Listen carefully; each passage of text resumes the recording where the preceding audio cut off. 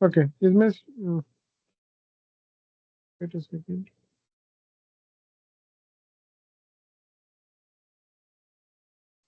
Okay, how about you, Vaiva? Today you had physics exam, no? No, chemistry. Sorry, chemistry. Physics will How be it on was? Wednesday. It Wednesday, went yeah. good. Okay, so it was okay, na? Okay. Yes. Okay.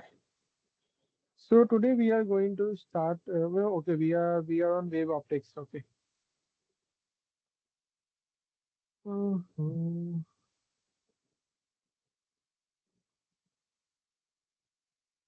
ठीक है, तो last class में जो हमने पढ़ा था वो याद है? लास्ट क्लास में हमने YDAC पढ़ा था, यंग्स डबल स्लिट एक्सपेरिमेंट।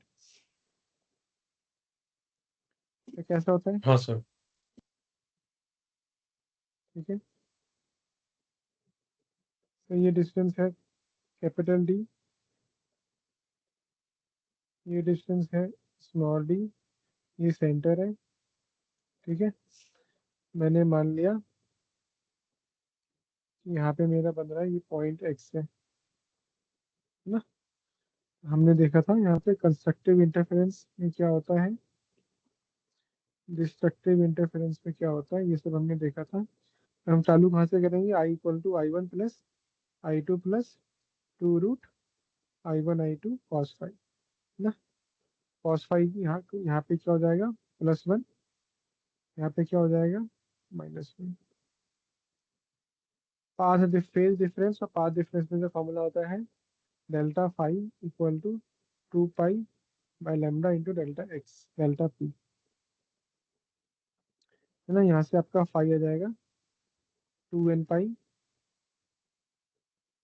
यहाँ से आपका फाइव आ जाएगा 2n पाई, 2n+1 पाई/2, 2n+1 पाई/2। ठीक है, सॉरी 2n+1 पाई आएगा ना, 2n+1 पाई। यहाँ से फिर हम पाथ डिफरेंस निकाल लेंगे, यहाँ से हम फिर पाथ डिफरेंस निकाल लेंगे। ठीक है, तो यहाँ तक हमने लास्ट क्लास में हमने YDAC देखा था, यंग्स डबल स्लिट एक्सपेरिमेंट देखा था। तो हमारे पास जो फॉर्मूला आ गया था वो मेरे पास आ गया था कि इसमें कंस्ट्रक्टिव इंटरफेरेंस में मेरे पास जो पाथ डिफरेंस आया था वो आया था मेरे पास डेल्टा पी या एक्स, कुछ भी बोल लो, कुछ भी बोल लो, ये मेरे पास आया था n कैपिटल D/D। और डिस्ट्रक्टिव इंटरफेरेंस में आया था मेरे पास delta P equal to 2n+1 λ/d/2d, है ना।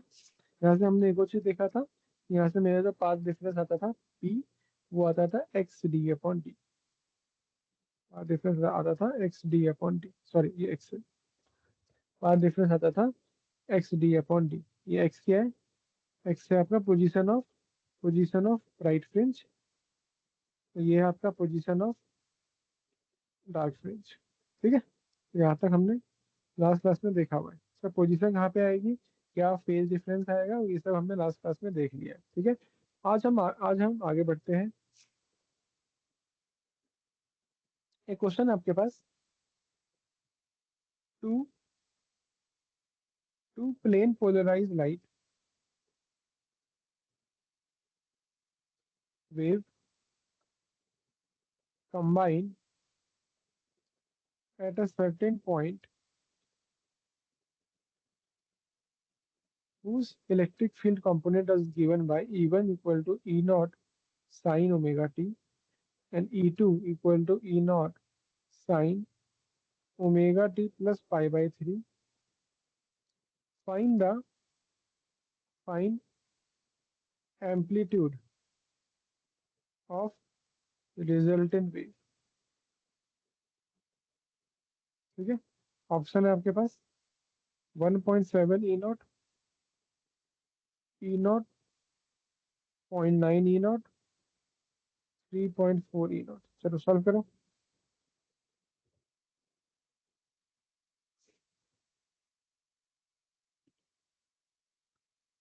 ये क्वेश्चन आपका जेई 2025 में आया हुआ है, बताओ।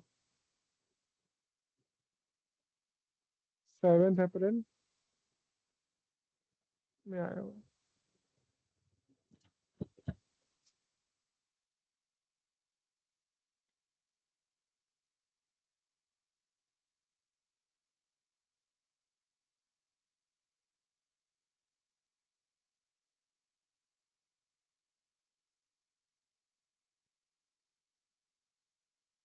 A 1.7 E naught. 1.7 E naught, ठीक है। अगला क्वेश्चन करो। इन Young's double slit experiment, the slits are separated by 0.2 mm. If the slit is increased, if the slit separation is increased is increased to 0.4 mm, the percentage change of fringe width is option A 25%, option B 50%, option C 0%, option D 100%। बताओ। Fringe with, अगर fringe with का formula याद नहीं है तो कोई सा भी वो निकाल लो, ब्राइट और डार्क का पोजीशन निकाल लो, और n में से n-1 को माइनस करके देख लो क्या फ्रिंज विथ आ रहा है। अगर मान लो भूल गए, मान लो जैसे कोई एग्जाम में भूल गए तो फ्रिंज विथ का फॉर्मूला क्या है।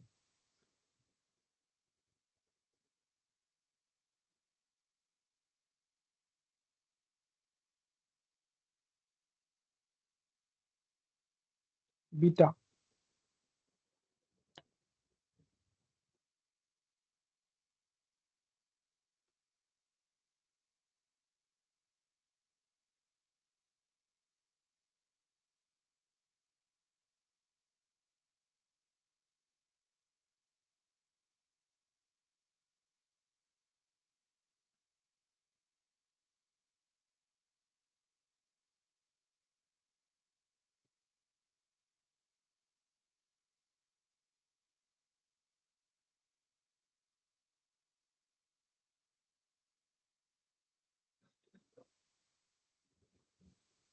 कितना था? So 50%. 50%। बीटा क्या होता है? Lambda D by upon D. पहले कुछ आपको 0.2 दिया हुआ है, ठीक है। अब क्या कर रहा है, उसको 0.4 मतलब मान लो ये x है तो ये कितना हो गया 2x। मान लो पहले 1 था तो अब कितना हो जाएगा 1/2, 50% हो गया, ठीक है। और कुछ निकालना ही नहीं है इसमें। ओके। ठीक है सर। ठीक है, अब आगे बढ़ते हैं हम इसमें थोड़ा। इसमें बहुत अच्छा क्वेश्चन है जो जेई मेंस हर साल पूछता है, वो पूछता है मैक्सिमा और मिनिमम इंटेंसिटी। हर साल क्वेश्चन पूछता है, कोई सा भी स्विफ्ट का पेपर निकाल के देखोगे तो आपको मैक्सिमम और मिनिमम इंटेंसिटी का क्वेश्चन मिल जाएगा, ठीक है। तो मैक्सिमम और मिनिमम इंटेंसिटी ये रहा, ठीक है। यहाँ तक हमने लास्ट क्लास में पढ़ा था, यहाँ तक पढ़ लिया है। यहाँ पे आ जाओ। एक टर्म होता है सस्टेन इंटरफेरेंस पैटर्न, नाम ध्यान से पढ़ पढ़ो, सस्टेन इंटरफेरेंस पैटर्न। सर ये क्या होता है? The interference pattern in which the position of maxima and minima on the observation screen do not change with time is called sustained or permanent interference pattern। मतलब sir ऐसा interference pattern जिसमें जो intensity है bright की और dark की, वो time के साथ चेंज ना हो। मतलब मान लो ये आपका यहाँ यहाँ पे 5 है तो मान लो t=0 पे 5 है, t=10 पे भी 5 ही वैल्यू इंटेंसिटी। इंटेंसिटी जो है ना वो कम ना हो, उसको हम बोलते हैं सस्टेन और परमानेंट इंटरफेरेंस पैटर्न। जैसे यहाँ पे देखो सेंटर पे यहाँ पे भी इतना है, यहाँ पे भी इतना है, तो टाइम के साथ ये चेंज नहीं हो रहा है, टाइम के साथ चेंज नहीं हो रहा है ना। ये देखो ये वाला जो है आपका, ये है आपका डार्क फ्रिंज, ये है आपका डार्क फ्रिंज, ये है आपका डार्क फ्रिंज, ये जो है ये बीच वाला वो सब क्या है आपका bright, bright centre bright, first bright, second bright. तो इसमें क्या हो, इसमें हमको क्या दिख रहा है कि सर जो मेरा मैक्सिमा और मिनिमा की जो इंटेंसिटी है, द पोजीशन ऑफ मैक्सिमम और मिनिमा ऑफ इंटेंसिटी, जो ऑब्जर्वेशन स्क्रीन पे जो मेरे पास इंटेंसिटी आ रही है वो टाइम के साथ चेंज नहीं हो रही है, इसको हम बोलते हैं सस्टेन इंटरफेरेंस, ठीक है। अब कंडीशन फॉर सस्टेन इंटरफेरेंस क्या है? सर पहला, sir same sir coherence source होना चाहिए, पहला 2 पॉइंट तो वही है। तीसरा एम्पलीट्यूड सेम होना चाहिए, the two sources should be narrow, the interference wave should travel along the same direction, the source should be monochromatic. ठीक है, ये 3-4 पॉइंट है सस्टेन इंटरफेरेंस पैटर्न का।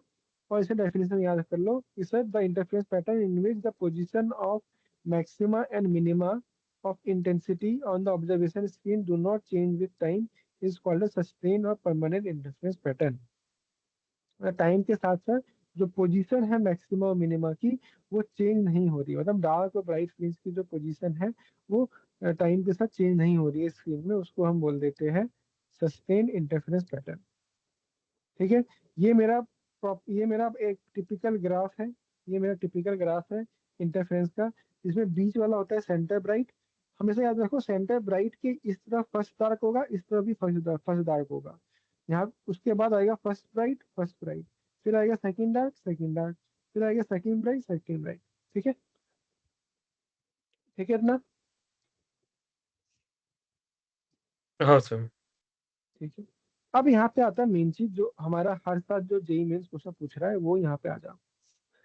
क्वेश्चन क्या पूछ रहा है, state to condition for sustain interference of light, draw the variation of intensity with position in the interference pattern. तो ये तो यहीं पे, अच्छा, जो दो कंडीशन जो हमने पढ़ा वो इसमें से कोई दो कंडीशन बता दो और डायग्राम बनाने के लिए आएगा तो ये बना दो डायग्राम। यही आपका सस्टेन इंटरफेरेंस है, variation of intensity with position. ठीक है, यहाँ पे देखो पोजीशन जो है वो चेंज नहीं हो रही, यहाँ पे भी जितनी वैल्यू है यहाँ पे भी उतनी वैल्यू है, यहाँ पे जितनी वैल्यू है यहाँ पे भी उतनी वैल्यू है, सेम वैल्यू है। ठीक है, prove the law of conservation of energy in during the interference of light. ये है इंपॉर्टेंट चीज। अब देखो, अब हमने पढ़ा है सर कि sir I maxima, sir maximum जब दो वेव आ रही है A1 A2, वो जब कंस्ट्रक्टिव इंटरफेरेंस हो रहा है तो उस समय हमने क्या बोला था सर, वो दोनों ऐड हो जाएंगे उसके एम्पलीट्यूड। मैंने लिख दिया A1 प्लस A2 का होल स्क्वायर। ठीक है, तो ये मैं बोल रहा हूँ आई मैक्स। जब मैं इसको आई मिनिमम ले रहा हूँ तो क्या हो जाएगा, आई मिनिमम क्या हो जाएगा, A1 माइनस A2 का होल स्क्वायर, अगर मैं एज अ होल इंटेंसिटी की बात करूँ। अच्छा, अगर मैं एवरेज ले लूंगा, एवरेज ले लिया मैंने आई मैक्स और आई मिनिमम का, तो क्या इतना हो जाएगा A1 प्लस A2 का whole square plus A1 minus A2 का whole square divided by 2। I average कितना आ गया, A1 square plus A2 square, A1 square plus A2 square. If there is no interference between the light waves from the two sources, the intensity at every point would be the same. That is, I equal to I1 plus I2 is proportional to A1 square plus A2 square। है ना, देखो मान लो यहाँ पे बोलने, यहाँ पे मैं क्या बोल रहा हूँ कि भाई अगर मेरे पास यहाँ पे मेरे पास यहाँ पे एक एक A1 एम्पलीट्यूड है, एक A2 एम्पलीट्यूड है। ठीक है, A1 और A2 है। अगर मैं बोल रहा हूँ कि मुझे बताओ मैक्सिमम इंटेंसिटी इन दोनों एम्पलीट्यूड से कितनी निकलेगी, तो आपको पता है सर इंटेंसिटी होता है वो एम्पलीट्यूड का स्क्वायर होता है। तो आप बोल दो कि सर आई मैक्स, तो इन दोनों को ऐड कर दो, तो A1 प्लस A2 का होल स्क्वायर। सर अगर मैं आपसे मिनिमम पूछूंगा, सर इन दोनों को आप माइनस कर दो, A1 माइनस A2 का whole square, A1 minus A2 का ही होल स्क्वायर। अच्छा, सर इन दोनों का अगर मैं एवरेज निकालूंगा, तो एवरेज निकालूंगा तो यहाँ पे भी वो भी मेरे पास सेम आ गया। आई एवरेज कितना आ गया, A1 square plus A2 square, A1 square plus A2 square. इसका आई एवरेज क्या बोला इसमें, I1 प्लस I2। है ना, अगर कोई इंटरफेरेंस नहीं हुआ होता, लेट्स सपोज, अगर कोई इंटरफेरेंस नहीं हुआ होता, तब आप आई एवरेज कैसे निकालते, I1 प्लस I2 से निकालते। आई एवरेज कैसे निकालते, I1 प्लस, भाई दो intensity I1 plus I2, I1 क्या होगा, A1 square plus A2 square. तो यहाँ से मैंने क्या देखा, अगर मैंने इंटरफेरेंस किया मैंने, वहां से मैंने आई मैक्स निकाला, वहां से मैंने आई माइनस आई मिनिमम निकाला, दोनों का एवरेज लिया तो ये आया। और अगर मैंने एज्यूम किया होता कि सर कुछ इंटरफेरेंस नहीं हुआ है और मेरे पास दो इंटेंसिटी ऑफ लाइट है I1 और I2, तो उसका भी मेरे पास एम्पलीट्यूड कितना आ गया, A1 square plus A2 square. तो यहाँ से क्या समझ में आ रहा है कि sir conservation of energy in interference, यहाँ से मैं क्या बोल रहा हूँ, conservation of energy in interference. ये चीज समझ में आई।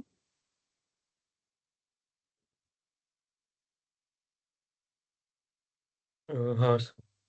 यहाँ देखो, इसको इसको देखो, यहाँ पे देखो ध्यान से, पॉइंट है ये, इंपॉर्टेंट पॉइंट है, देखो।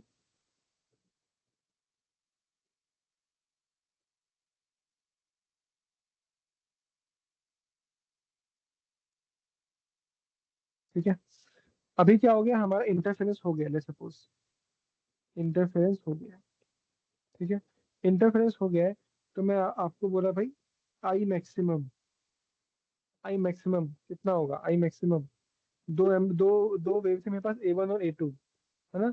उससे उस समय मेरा इंटर आई मैक्सिमम कितना होगा, ये proportional to A1 plus A2 का whole square, A1 plus A2 का whole square, A1 plus A2 का होल स्क्वायर। याद करो, जब हमने फॉर्मूला किया था Y1 हमने लिया था A1 साइन ओमेगा टी, और Y2 मैंने लिया था A2 sine omega T plus 5, है ना।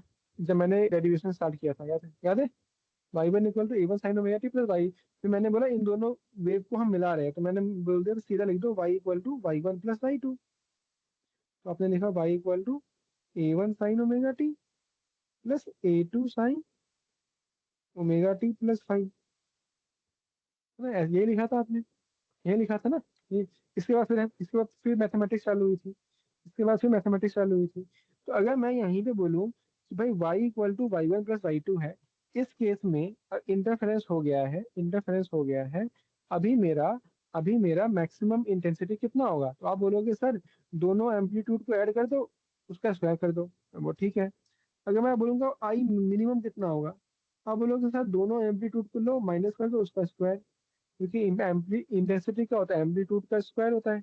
तो सर A1 माइनस A2 कर दो, उसका स्क्वायर, और मैक्सिमम क्या आ जाएगा, ए वन प्लस A2 का स्क्वायर, A1 प्लस A2 का स्क्वायर। ठीक है, ठीक है, ये तो हो गया इसकी बात।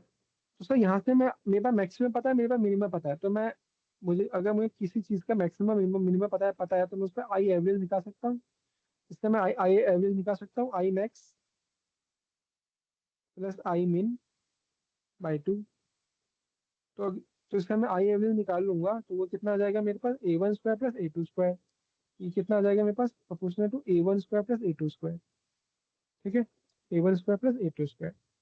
अब अगर मैंने एज्यूम किया है, अगर अब इंटरफेरेंस नहीं हुआ होता, अगर अब मैं ले रहा हूँ कि भाई इंटरफेरेंस नहीं हुआ होता, मतलब अभी मेरे पास Y1 equal to A1 sine omega T अलग है, और Y2 equal to A2 sine omega T अलग है। अब इस केस में मेरा इंटेंसिटी कितना होता, A1 स्क्वायर, इस केस में इंटेंसिटी कितना होता, A2 स्क्वायर। अब मैं यहाँ पे बोलूंगा आई एवरेज कितना होगा, I1 प्लस I2, वो भी कितना आ गया, A1 square plus A2 square. तो यहाँ से हमको क्या पता लग रहा है कि सर एनर्जी जो है ना वो कंजर्व रह रही है, एनर्जी जो है वो कंजर्व हो रही है, there is no violation of conservation of energy in interference. ठीक है, मतलब जितना एनर्जी ब्राइट फ्रिंज में जितना एनर्जी डार्क फ्रिंज से डिसअपियर हो रहा है, उतना ही एनर्जी ब्राइट फ्रिंज में चमक रहा है, समझ रहा है। whatever energy is disappear from a dark fringe and equal energy appears in the bright fringe। इसलिए जो इसका जो ग्राफ बनता है, उसमें ऐसे बनता है। हाँ, जितना यहाँ पे एनर्जी लूज हो रहा है, उतना एनर्जी यहाँ पे गेन हो रहा है। तो हम क्या बोल सकते हैं सर, इंटरफेरेंस में मेरा वाईडी एक्सिस का जो एक्सपेरिमेंट है, वहां पे there is no loss of energy, there is no loss of energy. ठीक है,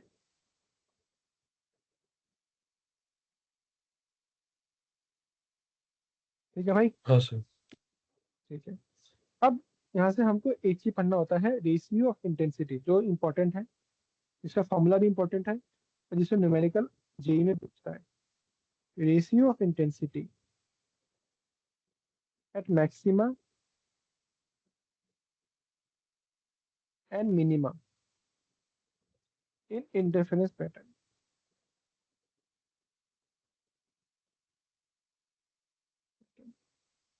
ठीक है, ठीक है, मैंने अज्यूम किया भाई A1 और A2 मेरा एम्पलीट्यूड था दो वेव का, एम्पलीट्यूड है, और करस्पॉन्डिंगली I1 और I2 उसका इंटेंसिटी है।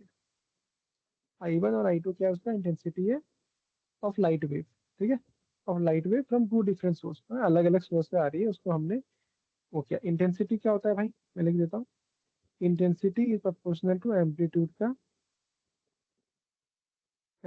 का स्क्वायर, ठीक है। अब मुझे बताओ I1 अपॉन I2 कितना होगा, A1 square plus A2 square, ठीक है। Amplitude amplitude at maximum in interference pattern ना, मैक्सिमम मतलब कंस्ट्रक्टिव इंटरफेरेंस हुआ है। मैक्सिमम के केस में मेरा एम्पलीट्यूड कितना हो जाता है, A1 प्लस A2 हो जाता है। So amplitude of minimum in interference pattern कितना होता है सर, A1 माइनस A2 का, A1 माइनस A2 हो जाता है, एम्पलीट्यूड की बात कर रहा हूँ मैं। तो यहाँ से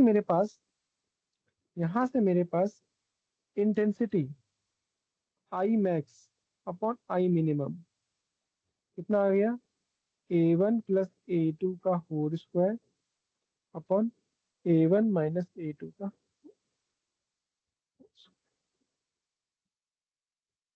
ठीक है।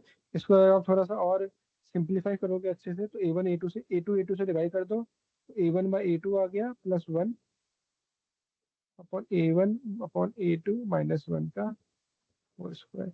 A1 अपॉन A2 को कुछ नाम दे दो R, जैसे को मैंने नाम दे दिया एम्पलीट्यूड रेशियो, तो क्या बन गया आपको, हमने R+1 और R-1 का होल स्क्वायर, ठीक है।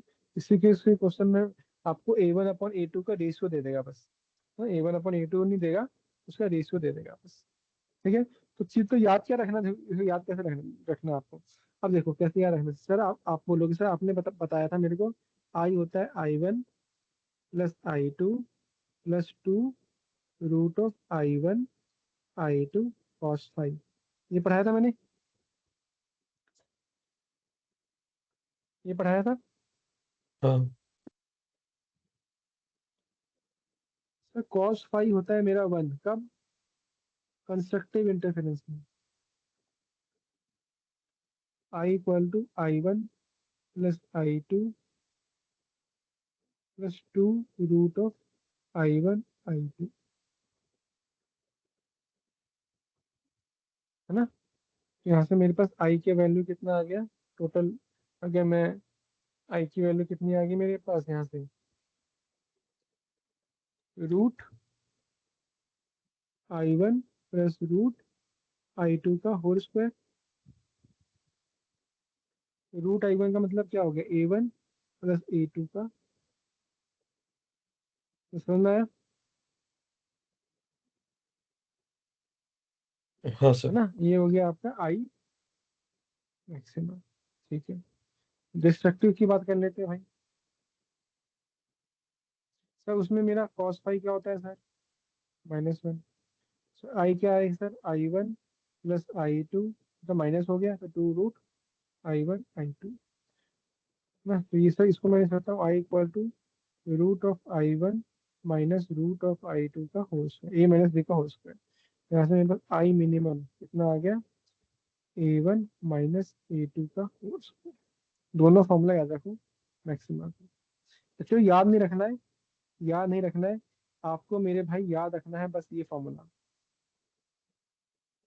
बस। बाकी सब आपको निकालना आना चाहिए। मैक्सिमम पूछा है cos 5 1 पुट कर दो, मिनिमम पूछा है cos 5 -1 पुट कर दो, जो क्वेश्चन में पूछा है निकाल लो। समझ में आया, यहाँ तक जो मैंने बताया, फिर एनर्जी कंजर्व वाला ये सब बताया, तो आई मैक्सिमा कितना होगा, A1 प्लस A2 का whole square upon minimum A1 minus A2 का होल स्क्वायर, ठीक है। यहाँ तक आओ, इस पे देखो क्वेश्चन देखो, अब क्वेश्चन करोगे तो मजा आएगा तुमको करने में। क्वेश्चन ले लो, 2025 का क्वेश्चन है। Two monochromatic light, two monochromatic light beam has intensity in the ratio 1:9, ठीक है, in the ratio 1:9, and interference pattern is obtained by these beams.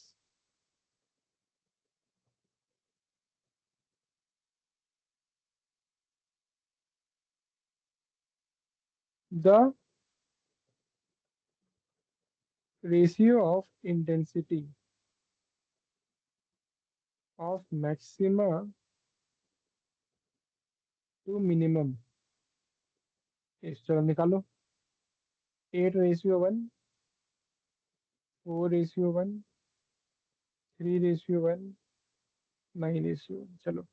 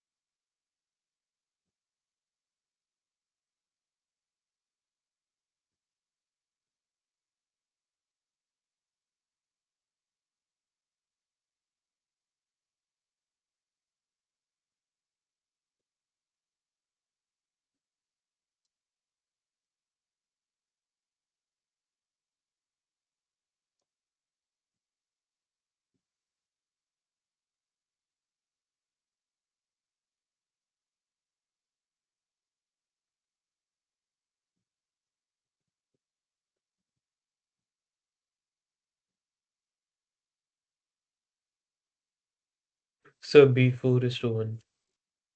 B 4:7, ठीक है।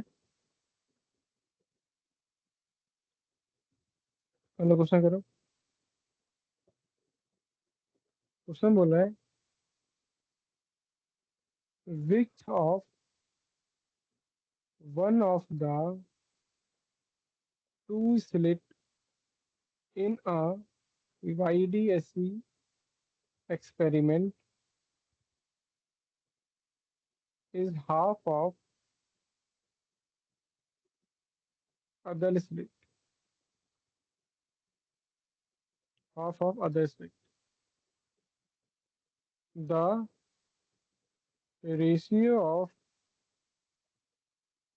maximum to minimum intensity in the interference pattern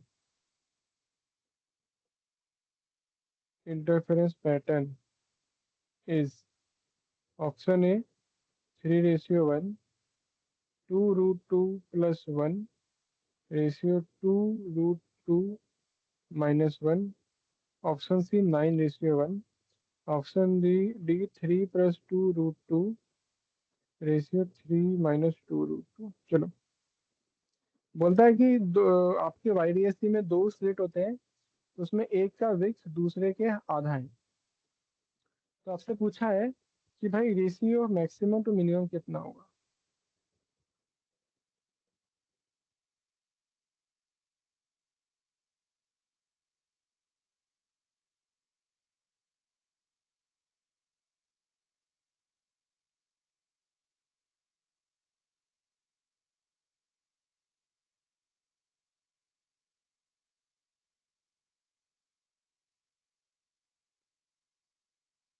चलो बताओ।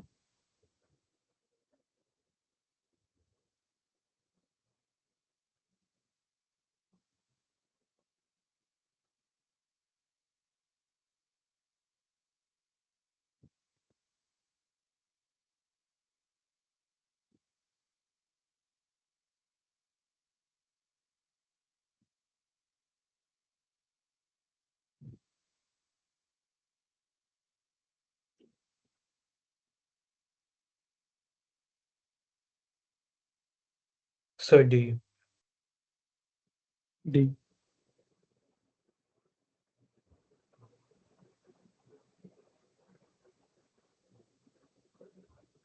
ठीक है, D आ गया। ठीक, हाँ sir.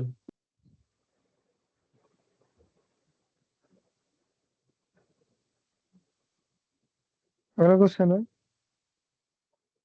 a monochromatic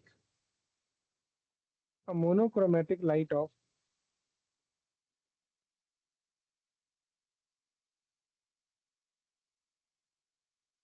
frequency 5 into 10 की power of 14 hertz traveling through air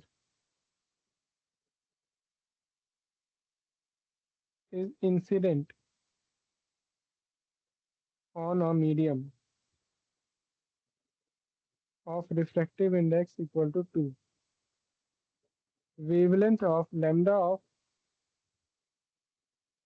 refracted light is will be, option है आपके पास 400 नैनोमीटर, 300 नैनोमीटर, 600 नैनोमीटर कि 500 नैनोमीटर। यहाँ से करो। हाँ, आपको क्या दिया हुआ है, आपको सबसे पहले दिया हुआ है कि कोई लाइट है जिसकी फ्रीक्वेंसी दे दी है, वो एयर में ट्रेवल कर रही है। ठीक है, सी इक्वल टू न्यू लेमडा, कुछ कुछ दिया हुआ है, फॉर्मूला यूज कर सकते हो। इनसे वो एक मीडियम में आया है जिसकी फ्रीक्वेंसी आपको दी हुई है। फिर आपसे पूछा कि उसके अंदर जो मीडियम के अंदर लाइट चले जाएगी। ठीक है, तो उसका लेमडा पूछा आपसे।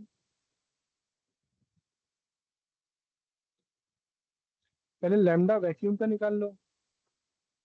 हाँ, लेमडा वैक्यूम का निकाल लो उस, और फिर लेमडा का मीडियम से उसको वो कर दो,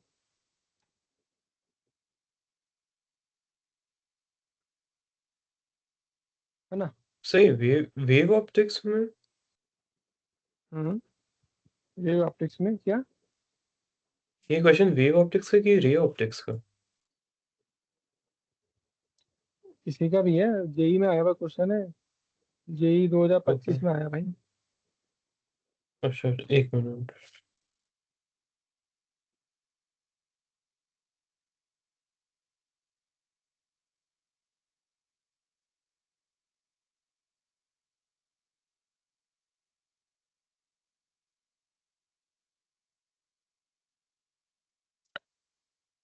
300 नैनोमीटर। 300, ठीक है।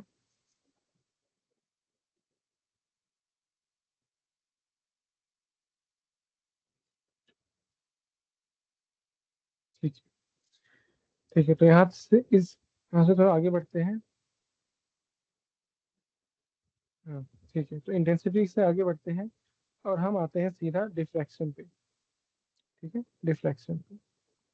ठीक है, तो जो फॉर्मूला अभी हमने पढ़ाया वाईडीएससी में, वो फॉर्मूला वैलिड है, बट उससे अपोजिट हो जाता है। यहाँ पे जो ब्राइट है वो डिफ्रैक्शन में डार्क में आ जाता है, जो वाईडीएससी में डार्क में था वो यहाँ पे ब्राइट में आ जाता है। ठीक है, फॉर्मूला लग सेम ही है पर उल्टा हो जाता है।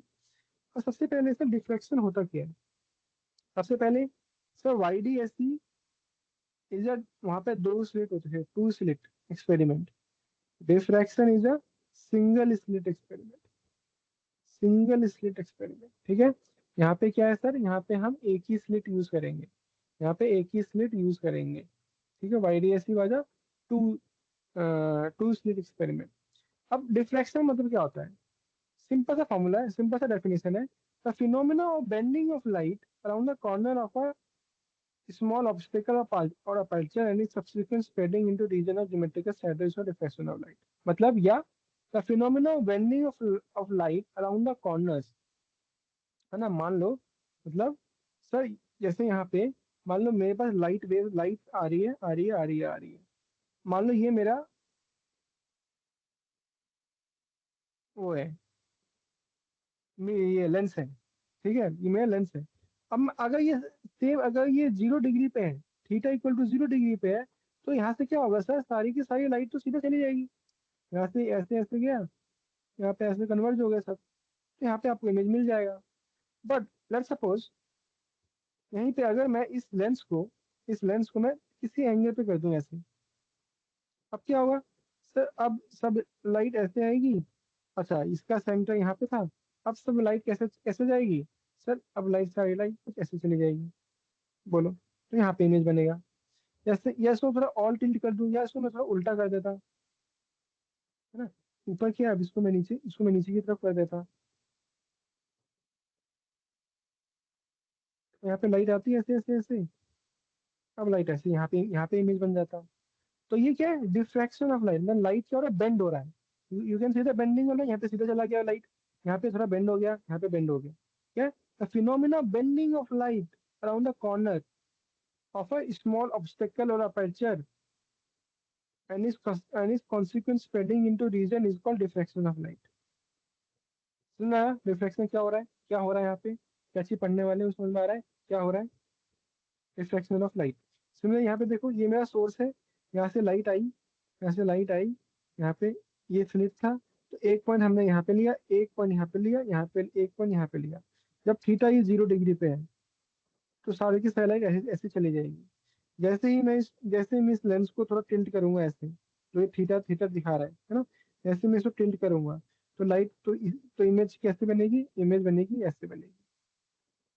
समझ में आ रहा है, समझ में आ रहा है, समझ में आ रहा है भाई साहब, नहीं आ रहा है बताओ।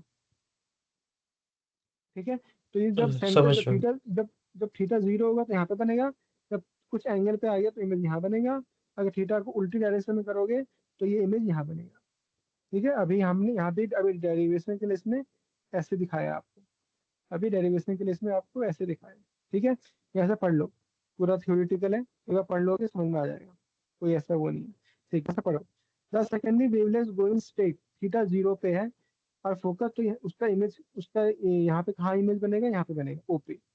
The wavelength from any two corresponding point, okay, will be in the same phase. They add up consecutively to for produce a center bright fringe। यहाँ पे भी आपको क्या मिलेगा, सेंटर ब्राइट फ्रिंज मिलेगा, एकदम बीचों बीच में आपको क्या मिलेगा, सेंटर ब्राइट फ्रिंज। यहाँ पे आपको इमेज मिल रही है, आपको यहाँ पे आपको क्या मिलेगा, सेंटर ब्राइट फ्रिंज। ठीक है, अब आ जाओ यहाँ पे पाथ डिफरेंस और बाकी ये सब निकालने के लिए। ठीक है, कैलकुलेशन ऑफ पाथ डिफरेंस, ये इंपॉर्टेंट है। P equal to B P minus A P दिख रहा है मेरे को, देखो भाई, ये बोला था यहाँ से यहाँ पे जाने में ये बीपी माइनस एपी का जो डिफरेंस होगा वो मेरा क्या, पाथ डिफरेंस है। सही है सर, जैसे हमने पहले किया था, BP minus AP. BP minus AP को इसमें बोल दिया बी एन, बी एन मतलब इतना, अच्छा ठीक है, बी एन बोल दिया, ओके। बी एन को ये बोल दिया इसमें ए बी साइन थीटा, यहाँ पे ए बी है, ये कुछ एंगल थीटा था तो ये भी थीटा हो गया, ये डी है तो इतना हो गया डी साइन थीटा, है ना, पाइथागोरस से, थ्योरम से। तो मेरे पास पाथ डिफरेंस आ गया डी साइन थीटा। यहाँ तक क्लियर है, पाथ डिफरेंस आ गया मेरे पास, पाथ डिफरेंस आ गया मेरे पास डी साइन थीटा। जैसे वहां पे आया था एक्स डी बाई डी, है ना, जैसे आया था ना एक्स डी बाई डी, वो मेरे यहाँ पे क्या आ गया, पाथ डिफरेंस आ गया D sine theta, D sine theta. ठीक है, चलो अब हमने पहला पॉइंट माना जो डी थीटा 1 था, let P B the point so located at P equal to lambda and theta equal to theta 1। तो यहाँ से मेरे पास डी साइन थीटा 1 आ गया लेमडा। तो यहाँ से मेरे पास फर्स्ट फर्स्ट डार्क फ्रिंज यहाँ पे मेरा अपने को D sine theta 1 equal to lambda, या बेसिकली यहाँ से मैं बोलूँ डी, यहाँ से यहाँ मैं बोलूँ उसको theta is equal to N lambda by D. Theta 1 theta equal to sine theta equal to lambda lambda by D. ठीक है, तो जो वहाँ पे मेरे पास यहाँ पे याद रखो, इसका जो मेरा पाथ डिफरेंस किया D sine theta, D sine theta equal to N lambda is condition of dark.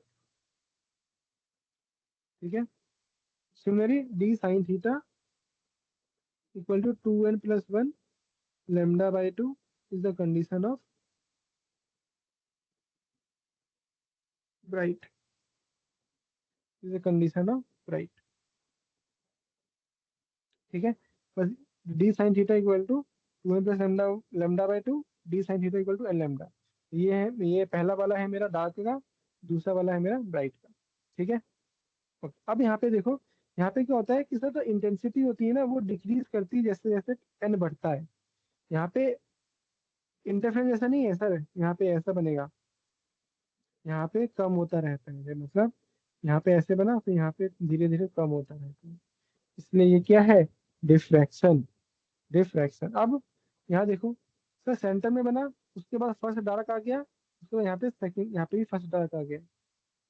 इस इसको हम बोलते हैं angular width of central maximum, मतलब मैक्सिमम के इस तरफ और इस तरफ कितना लेंथ है, वो हम निकालने की कोशिश कर रहे हैं। ठीक है सर। तो मुझे पता है sir D sine theta should be equal to lambda, मतलब यहाँ पे आ गया एक, यहाँ पे आ गया दो, है ना। D sine theta equal to lambda आता है मेरा फर्स्ट डार्क फ्रिंज, तो theta N lambda by D. ठीक है, तो सर मेरा जो सेंटर ब्राइट के इस तरफ भी डार्क डार्क है, इस तरफ भी डार्क है, ये मेरा डी था, तो मतलब ऊपर भी थीटा जाऊंगा तो भी डार्क मिलेगा, नीचे भी थीटा जाऊंगा तो भी डार्क मिलेगा, सही बात है। तो ये टोटल कितना हो गया, टू थीटा। टोटल कितना हो गया, टू थीटा। और थीटा खुद क्या है, lambda by D. N equal to one है क्योंकि फर्स्ट फर्स्ट डार्क रेंज है, तो यहाँ से मेरे पास कितना आ गया, angular width of centre maximum two lambda by D. Two lambda by D. Two lambda by D. अगर मुझसे पूछता linear width of centre maximum, मतलब लीनियरली कितना लेंथ है, तो सर ये जो हमने एंगुलर निकाला है, इसको इस डिस्टेंस से मल्टीप्लाई कर दो, तो वो आ गया linear width of centre maximum. क्योंकि थीटा क्या होता है, आर्क अपॉन रेडियस थीटा होता है ना। तो लीनियर विड्थ निकाला है तो भाई इस डी से इसको मल्टीप्लाई कर दो, तो आ गया आपके पास linear width of centre maximum. ठीक है। इसका मैं अगर मैं ग्राफ प्लॉट करूँ तो आपको ग्राफ मिलेगा ऐसे। तो ये हो गया फर्स्ट डार्क, ये हो गया फर्स्ट ब्राइट, फर्स्ट ब्राइट। ठीक है। अभी जो हमने निकाला था वो ये निकाला था एंगुलर विड्थ और लीनियर विड्थ, जो हमारा आया था N lambda by D. Two theta निकाला है ना, टू लेमडा बाई डी और two lambda D by D. ठीक है।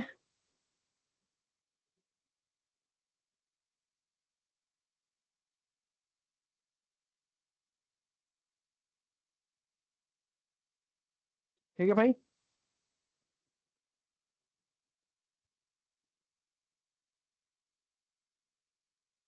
हाँ सर। ठीक है। तो डिफ्रैक्शन में अपने को क्या क्या चीज ध्यान रखनी है वो देखो।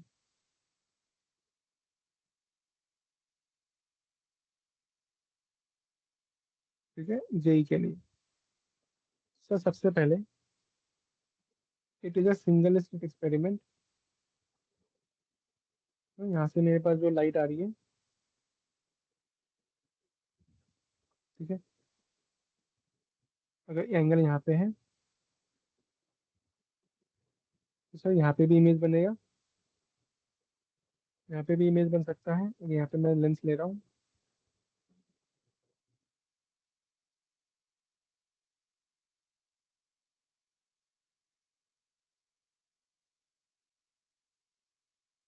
ठीक है।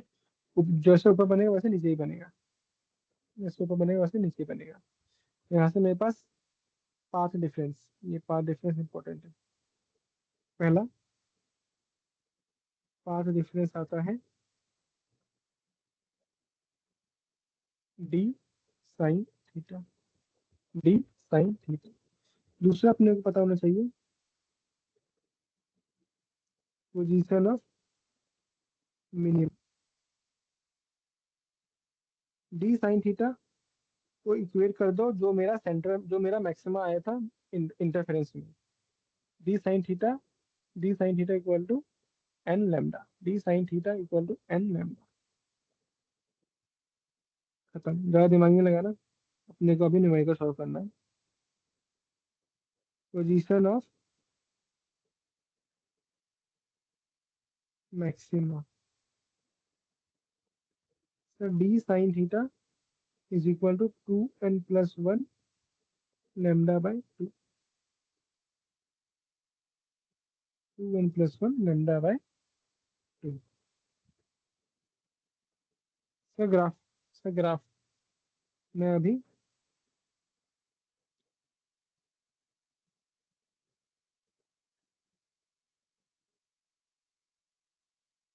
सॉरी, ये मेरा स्लिट है, ये मेरा वो है, ये मेरा सेंटर मैक्सिमा, ये है मेरा फर्स्ट डार्क, ये है मेरा फर्स्ट डार्क।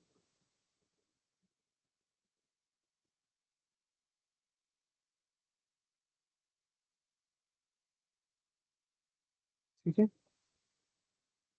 तो ये इधर थीटा एंगल पे, ये भी थीटा एंगल पे, थीटा थीटा। यहाँ से मुझे क्या पता, पांचवा क्या पता करना है, एंगुलर विड्थ। ये क्या है मेरा, सेंट्रल मैक्सिमम जो बीच में आ रहा है, angular width of central maximum. वो क्या होगा सर, टू थीटा। थीटा कितना हो गया sir, n lambda by D. अगर sine theta is equal to theta है तो कितना आ गया, कितना आ गया, two lambda by D. Two lambda by d d, क्योंकि फर्स्ट डार्क है तो यहाँ पे एन इक्वल टू वन हो गया, यहाँ पे भी एन इक्वल टू वन आ गया। ठीक है। छठा, लीनियर विड्थ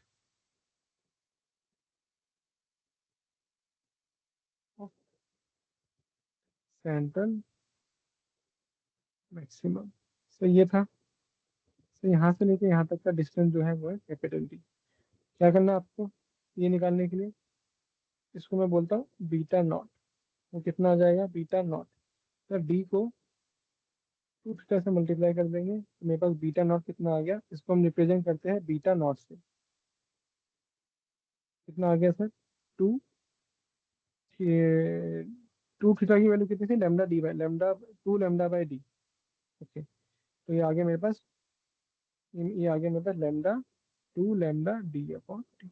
ये आ गया मेरे पास linear width of centre maximum, linear width of centre maximum. सातवां पॉइंट सर, ग्राफिकल वे।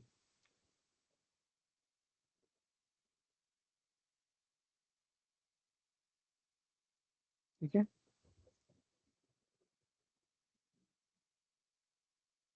Centre maxima, first dark, first bright, second dark.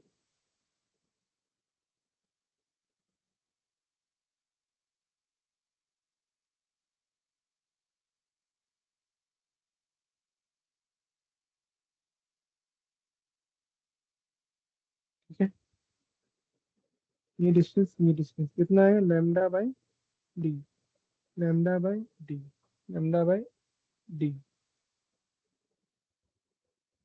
ये लेमडा बाई डी है, ये भी कितना हो गया, two lambda by D.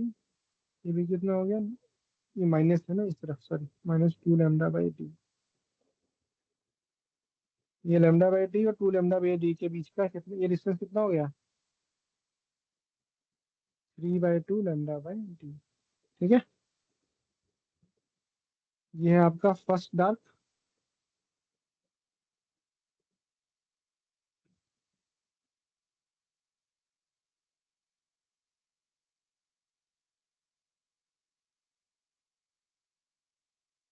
First bright,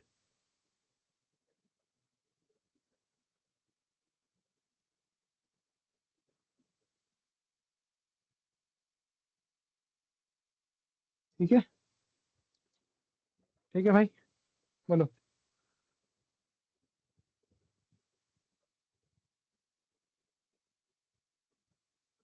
अच्छा, यहाँ से एक चीज मुझे क्या सीखने को मिलती है सर, ये जो मुझे एक चीज बताओ, ये लेमडा डी बाई डी किया था इंटरफेरेंस में।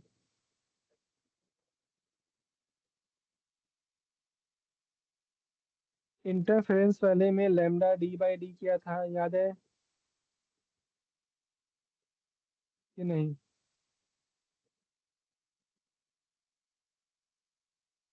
Hello Aryaman,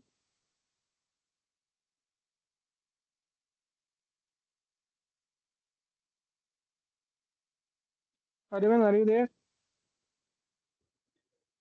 Yes sir, yes sir. Lambda D by D किया था। Fringe width. हम्म, मतलब बीटा। यहाँ से मेरे पास एक क्या फॉर्मूला मिल गया, lambda beta naught equal to two. ठीक है, linear width of centre maximum in diffraction pattern is twice the fringe width in interference. ठीक है, बस ये आठ चीज ध्यान रखो, डिफ्रैक्शन खत्म। डिफ्रैक्शन का जो भी क्वेश्चन आएगा इस आठ से बन जाएगा। ये अपने नोट्स में डाल लेना 8 के 8। ठीक है, अब वेव ऑप्टिक्स में हमारा बचता है टॉपिक, वो बचता है अपना कहाँ गया, polarisation of wave. Polarisation of wave,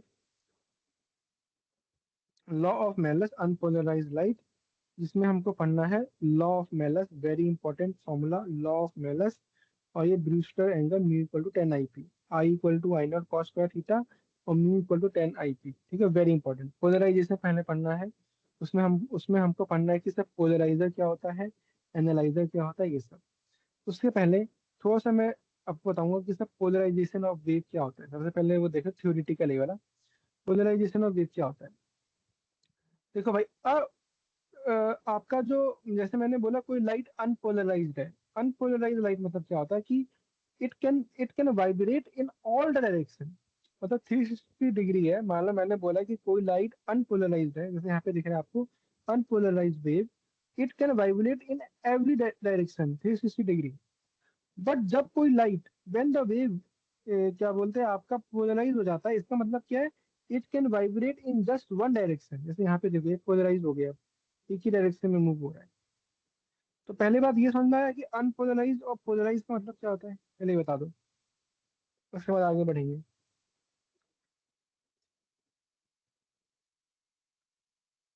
ठीक है, कि अनपोलराइज हम्म और पोलराइज का मतलब क्या होता है, ये सबसे पहले वो इंपॉर्टेंट है।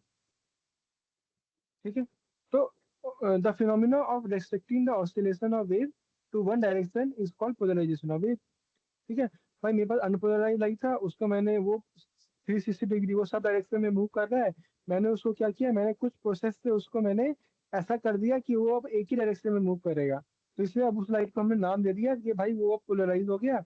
और इस प्रोसेस को हम बोल देते हैं पोलराइजेशन ऑफ लाइट। सिंपल सी बात सर, सिंपल सिंपल सा one way, one direction. Unpolarize का मतलब क्या होता है, the light which has vibration in all direction in a plane perpendicular to the directional propagation is unpolarized light.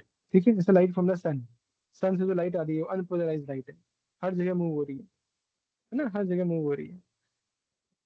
जैसे यहाँ पे देखो, ये देखो पिक्टोरियल रिप्रेजेंटेशन ऑफ, ये देखो ये क्या है, आपका अनपोलराइज्ड लाइट है हर जगह, यहाँ पे भी, यहाँ पे, यहाँ पे भी, यहाँ पे भी, यहाँ पे भी, यहाँ पे भी।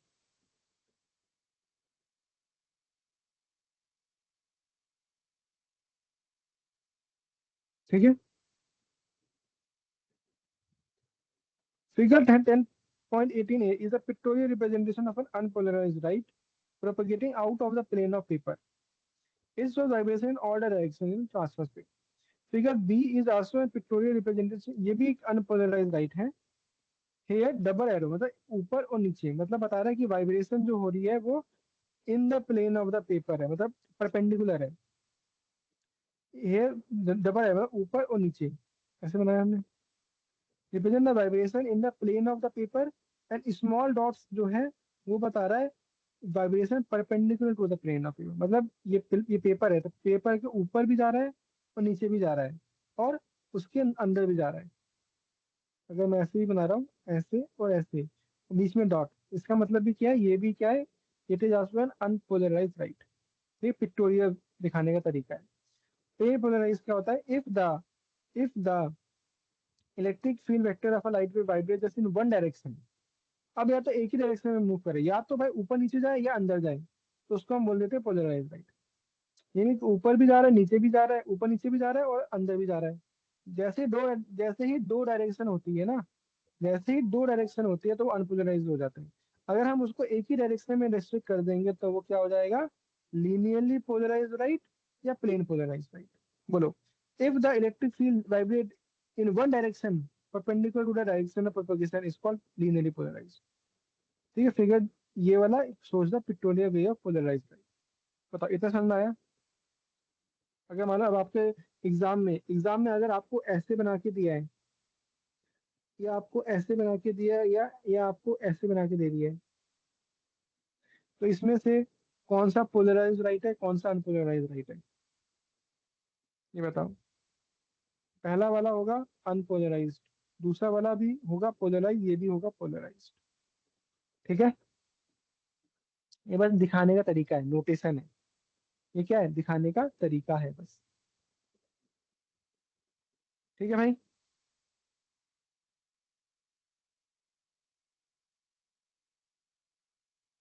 ठीक है। ठीक है सर। ठीक है, अब आ जाओ। अब यहाँ पे मुझे आपको दो टर्म बताने हैं। पहला बताना है पोलराइजर, फिर बताना है एनालाइजर। जहां से आपका समझ जाओ जेई में 4 मार्क्स आता ही आता है। ठीक, अब जो मैं बताने वाला हूँ बहुत ही इंपॉर्टेंट चीज है, ध्यान से सुनना। ठीक है, क्वेश्चन न्यूमेरिकल आएगा ही आएगा। सबसे पहले सब पोलराइजर क्या होता है? पोलराइजर क्या होता है? A device that plane polarises the unpolarised light through it is called a polariser. मतलब क्या हुआ सर? सर सिंपल सर, मेरे पास जो लाइट आएगी, वह जो लाइट जो यहाँ से आ रही है उसको मैं पहले पास कहाँ से करूंगा? पोलराइजर से पास करूंगा। अच्छा, पोलराइजर से पास करने के बाद मेरी जो अनपोलराइज लाइट होगी वो किस किस में बदल जाएगी? पोलराइज में बदल जाएगी। बोलो हाँ या ना? कितना क्लियर है? मतलब पोलराइजर से पास करने के बाद जो मेरी अनपोलराइज लाइट होगी ये, वो किस में बदल गई? पोलराइज में हो गई। क्लियर इतना? मतलब अगर मैंने एक अनपोलराइज लाइट को एक पोलराइजर से पास कराया तो उससे जो लाइट निकलेगी वो कैसे निकलेगी? पोलराइज निकलेगी।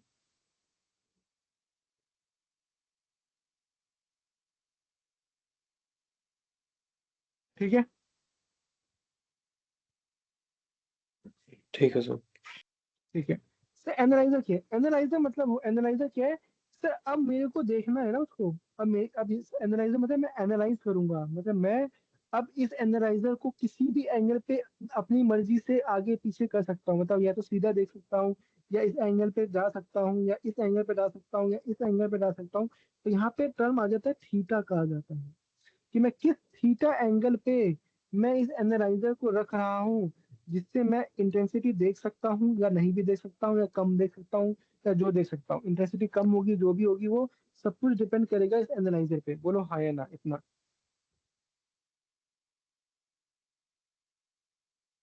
ठीक है। हाँ सर। ठीक है, यहाँ पे एक लाइन जो है सबसे इंपॉर्टेंट है वो ये है, when ordinary unpolarized light is pass through a polarizer its intensity is cut down to half. मतलब अगर मान लो सर मेरे पास अनपोलराइज लाइट वो है आई नॉट, सपोज पोलराइजर के बाद आने के बाद यहाँ पे जो लाइट बचेगी वो कितनी बचेगी?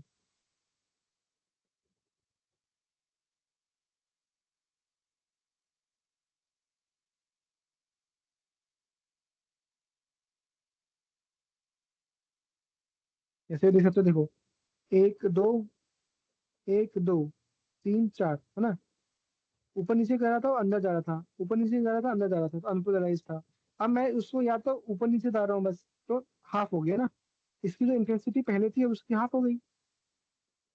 तभी तो पोलराइज लाइट होगा, तभी तो एक ही डायरेक्शन में मूव करेगा। है ना? दिखाने का तरीका है सर, पोलराइजर से पास करने के बाद जो भी इंटेंसिटी होगी लाइट की वो उसकी कितनी हो जाएगी? आधी हो जाएगी। बोलो क्लियर है?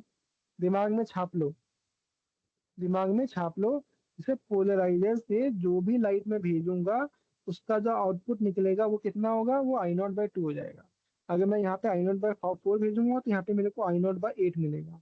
यहाँ पे मैं आई नॉट बाई टेन भेजूंगा तो यहाँ पे मेरे को आई नॉट बाई ट्वेंटी मिलेगा। ठीक है।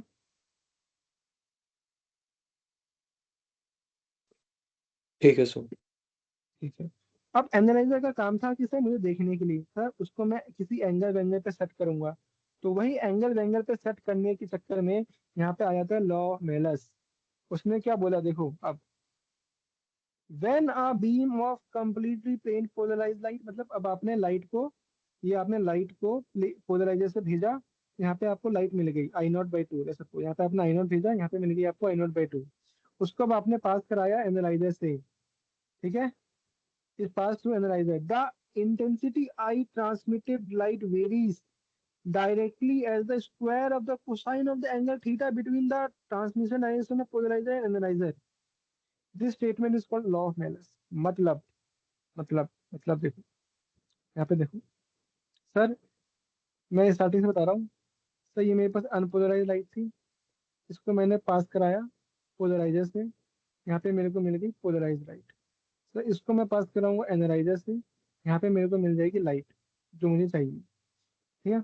सर यहाँ पे जो आई मिलेगा मेरे को, वो क्या हो जाएगा, आई जो मिलेगा वो डिपेंड करेगा इसकी इसका एंगल कितना है, कितने एंगल पे आपने इसको रखा है, एनालाइजर को इस पोलराइजर के कितने एंगल पे आपने डाला है।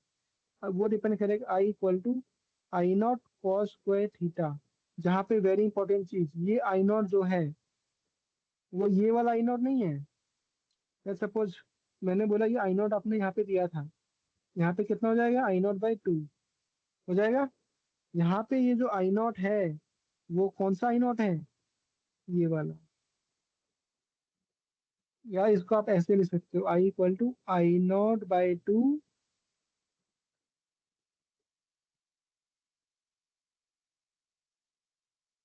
समझ में आया।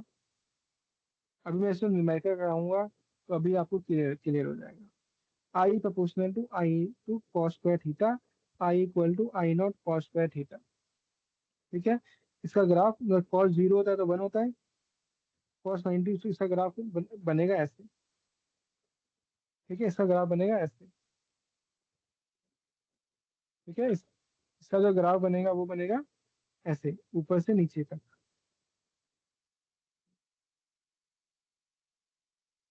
क्लियर है। अब देखो, अब मैं आपको इसका न्यूमेरिकल कराऊंगा तो अभी आपको पूरा लॉ ऑफ मेलर समझा, कैसे यूज करना है वो समझ में आ जाएगा। चिंता मत करो, अभी रुको।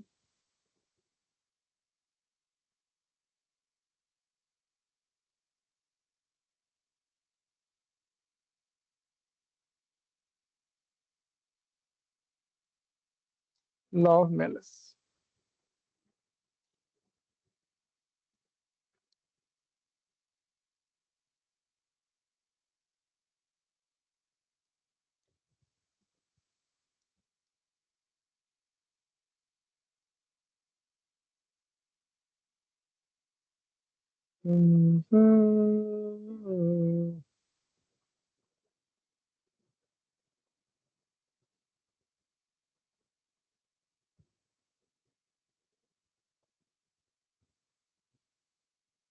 ठीक क्वेश्चन है आपके पास।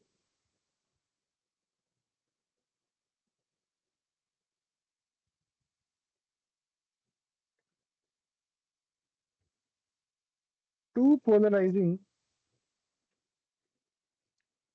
Two polarising to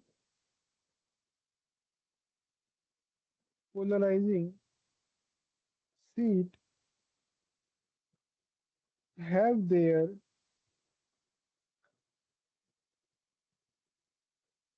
polarizing direction parallel so that the intensity of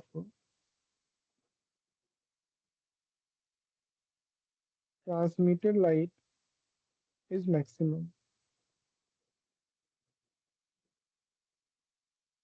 Through what angle? Through what angle must the either seat be turned if intensity is to be dropped by one half? ठीक है। देखो, बोल रहा है कि भाई two polarizing sheet है, have their polarizing direction parallel so that the intensity of transmitted light is maximum. ठीक है। ठीक है, मतलब एक है मेरे पास पोलराइजर, एक है मेरे पास एनालाइजर, ऐसे याद रखो हमेशा। यहाँ से लाइट आई, यहाँ से जो लाइट आई, इसका इंटेंसिटी आई है सपोज, इसका इंटेंसिटी आई नॉट। यहाँ पे जो लाइट आएगी वो हो जाएगी आई नॉट बाई टू। तो ये किसी एंगल थीटा पे है, यहाँ पे जो आई आएगा वो according to law of Malus कितना होता है, I equal to I not cos square theta. ठीक है। ठीक है। ठीक है, अब क्या बोल रहे हैं, through what angle must must the seat be turn. मतलब अब आप बोल रहे हो इस सीट को मैं कितने एंगल पे टर्न करूं कि जो इंटेंसिटी है, जो पहली जो इंटेंसिटी थी उसकी आधी हो जाए। मेरे को ठीक है भाई, आई को आधी करनी है तो आई को कर दो I nought by two equal to I not cos square theta. Theta theta कट गई तो cos square theta equal to 1/2। थीटा कितना आ गया 45 या 135, plus minus plus minus.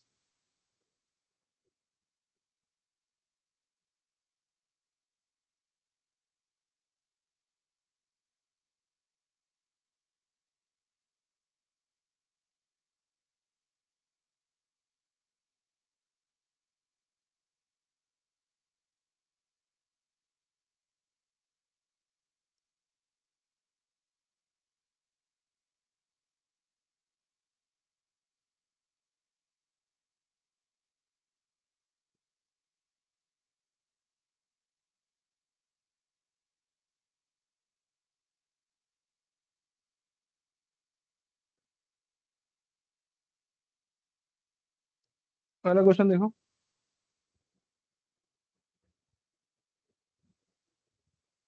A beam of a beam of unpolarized light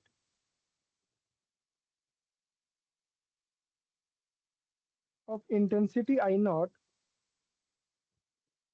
is passed through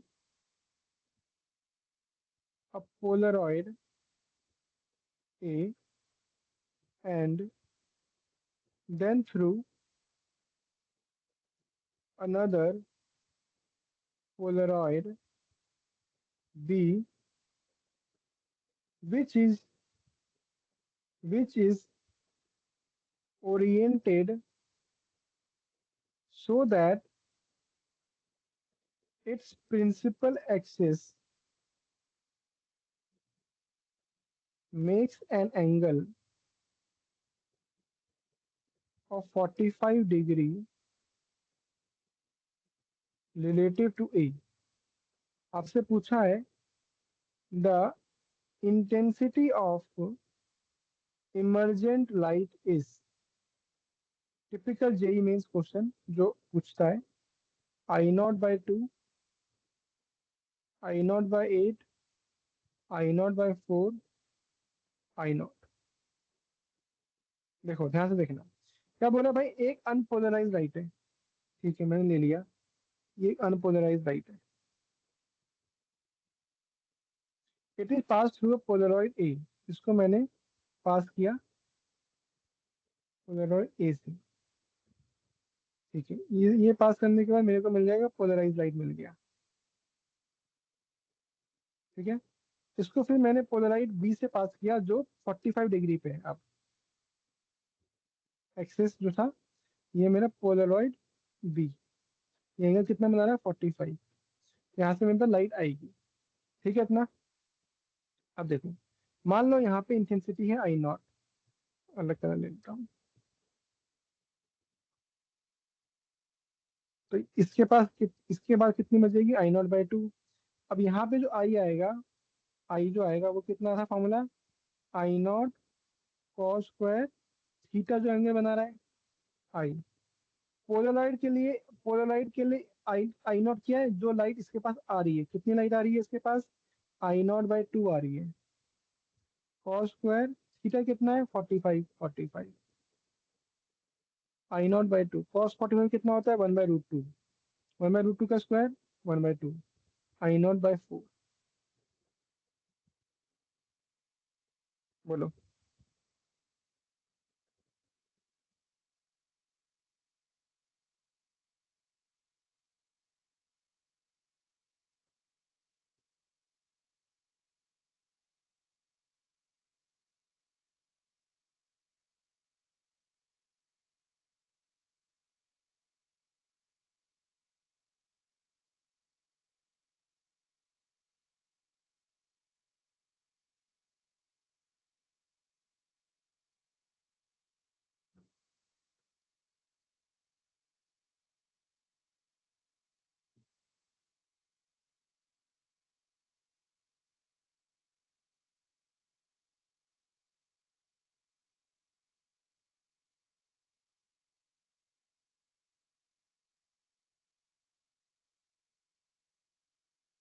किस समझ में आया, नहीं आया?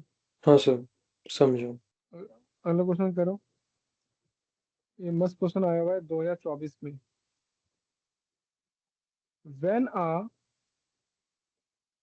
Polaroid sheet is rotated between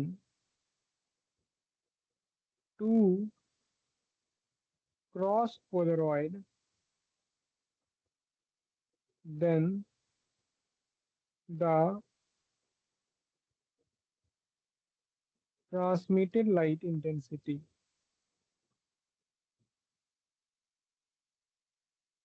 will be maximum for a rotation of, option है 90 डिग्री, 30 डिग्री, 45 डिग्री, 60 डिग्री। ध्यान से देखना क्वेश्चन को, बहुत अच्छा क्वेश्चन है। ठीक है, बहुत अच्छा क्वेश्चन है ये वाला। ध्यान से देखो।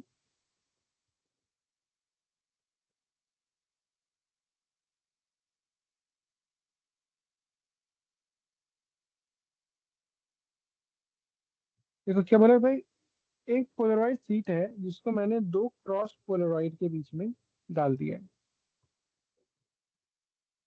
मतलब लेट्स सपोज दो क्रॉस पोलराइड का मतलब क्या हुआ? फर्स्ट, मान लो मतलब मेरे पास फर्स्ट एंड थर्ड पोलराइड कैसे हैं? क्रॉस। मतलब ऐसे, मतलब एक ऐसे है तो एक ऐसे है। इनके बीच का एंगल कितना हो गया? 90 डिग्री। बोलो हाँ या ना।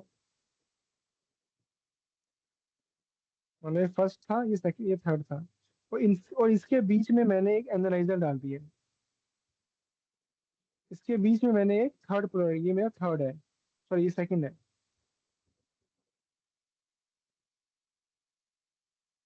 ठीक है, मतलब मेरे पास दो थे, है ना। एक ये पहला, दूसरा, तीसरा, पहला और तीसरा क्रॉस है। उसके बीच में मैंने एक तीसरा वो डाल दिया, पोलराइड डाल दिया ऐसे। ठीक है। अब क्वेश्चन में क्या पूछा है? When a polaroid sheet is rotated between two cross polaroid then the transmitted light intensity. अब आपसे पूछा है कि भाई ट्रांसमिटेड लाइट इंटेंसिटी जो है वो मैक्सिमम कितने उस पे होगी। अच्छा, अच्छा क्वेश्चन है। सेम जो हमारा कॉन्सेप्ट है हम उस पे जाएंगे कि सर मान लो जब लाइट जो थी, पहली जो लाइट थी, वो जब मान लो ये पोलराइजर बन रहे, जब यहाँ पे अनपोलराइज लाइट आई थी आई नॉट। ठीक है। तो सर यहाँ से जो लाइट निकलेगी वो कितनी हो जाएगी? जैसे पर मैं आई वन बोल रहा हूँ उसको, आई वन कितनी हो जाएगी? I0/2। बोलो हाँ या ना। हाँ सर। ठीक है। अब अब बात क्या है कि सर इन दोनों, ये इसके साथ एक और जो, एक और क्या बोलते हैं पोलराइजर है, वो उसके साथ क्रॉस में है। वो इसके साथ क्रॉस में है, मतलब टोटल एंगल जो है वो कितना हो जाएगा? 90 होगा। तो क्या मैं एंगल की टर्म्स में थोड़ा ले सकता हूँ कि सर लाइक सपोज थीटा जो है वो एंगल है बिटवीन इन दोनों, और फाई जो है वो एंगल है बिटवीन ये दोनों, है ना। अलग अलग लिख देता हूँ, इन दोनों के बीच में एंगल फाई है। तो क्या मैं लिख सकता हूँ यहाँ से एक चीज, एक इंपॉर्टेंट चीज लिख सकता हूँ यहाँ से कि सर क्या मैं यहाँ से लिख सकता हूँ सर थीटा और फाई दोनों 90 डिग्री होगा? क्या मैं बोल सकता हूँ सर फाई वो जो होगा 90 - थीटा होगा?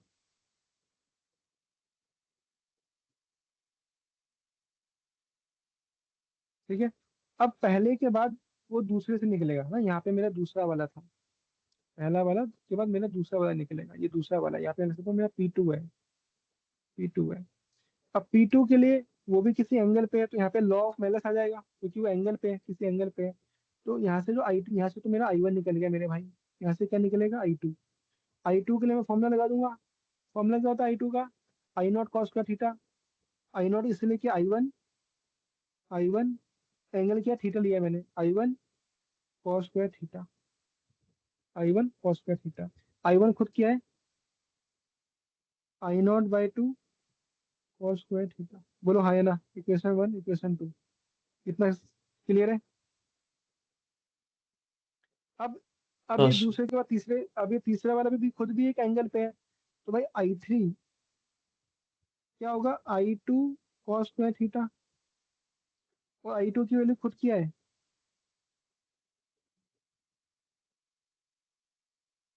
सॉरी I2 कॉस स्क्वायर 5, वो 5 है ना, I2 की वैल्यू खुद क्या है, I0/2 cos square theta, put it कर दो, I0/2 cos square theta cos square 5 ना, 5 की वैल्यू पुट, अब इसमें थोड़ा मैथमेटिक्स पे आ जाओ, मैक्सिमम मैक्सिमम जो भी निकालना है, इस बार तो मैथ्स आ गया है ना, ये था, इस बार मैथ्स लगा दो। भाई यहाँ से मेरे पास I3 की वैल्यू कितनी आ गई, आ गया भाई, I0/2 I0/2 cos square theta cos square 5, ठीक है।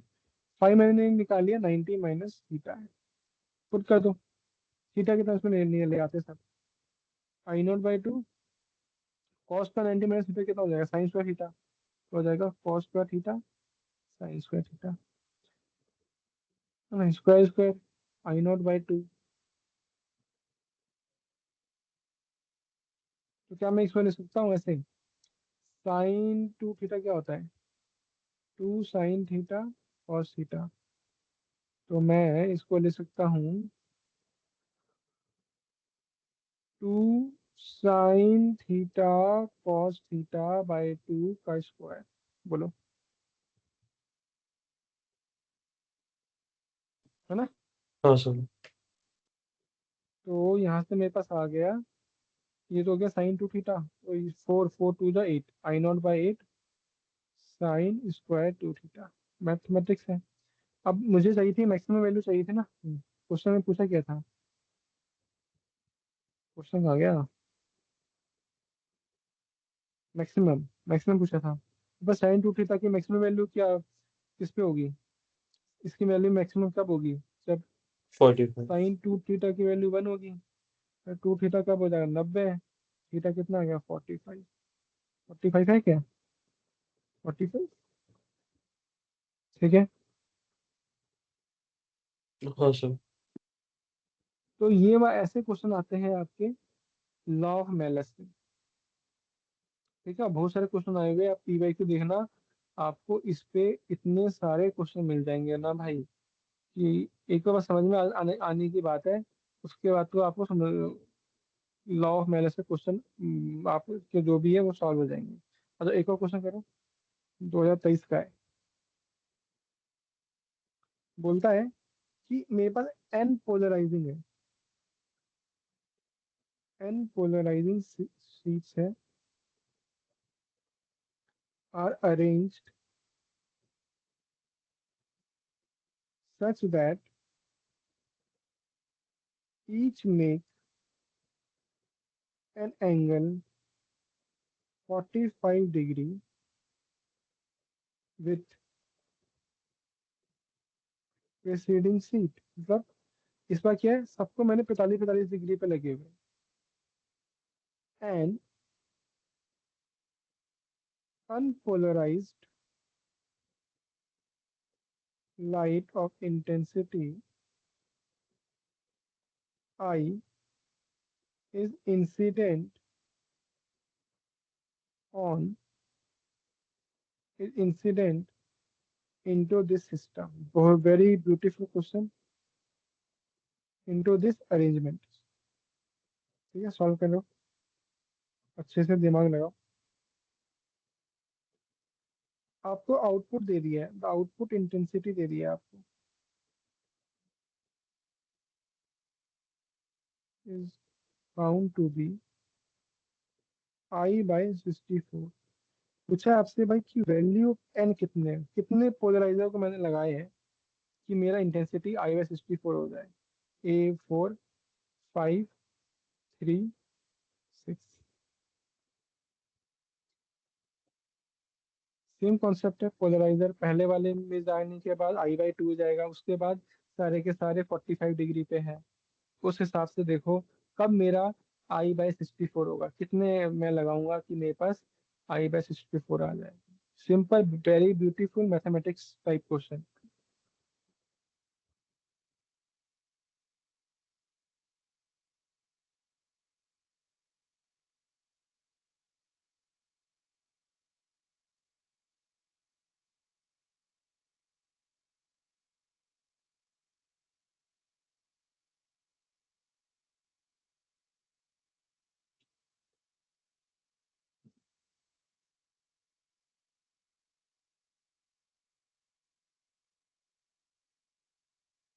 बताओ।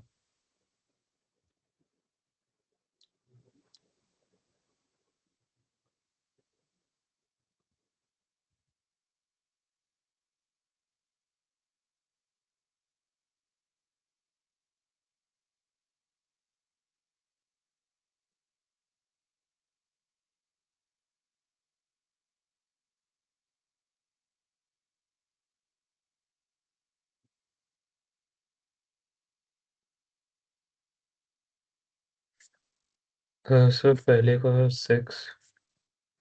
6। ठीक है।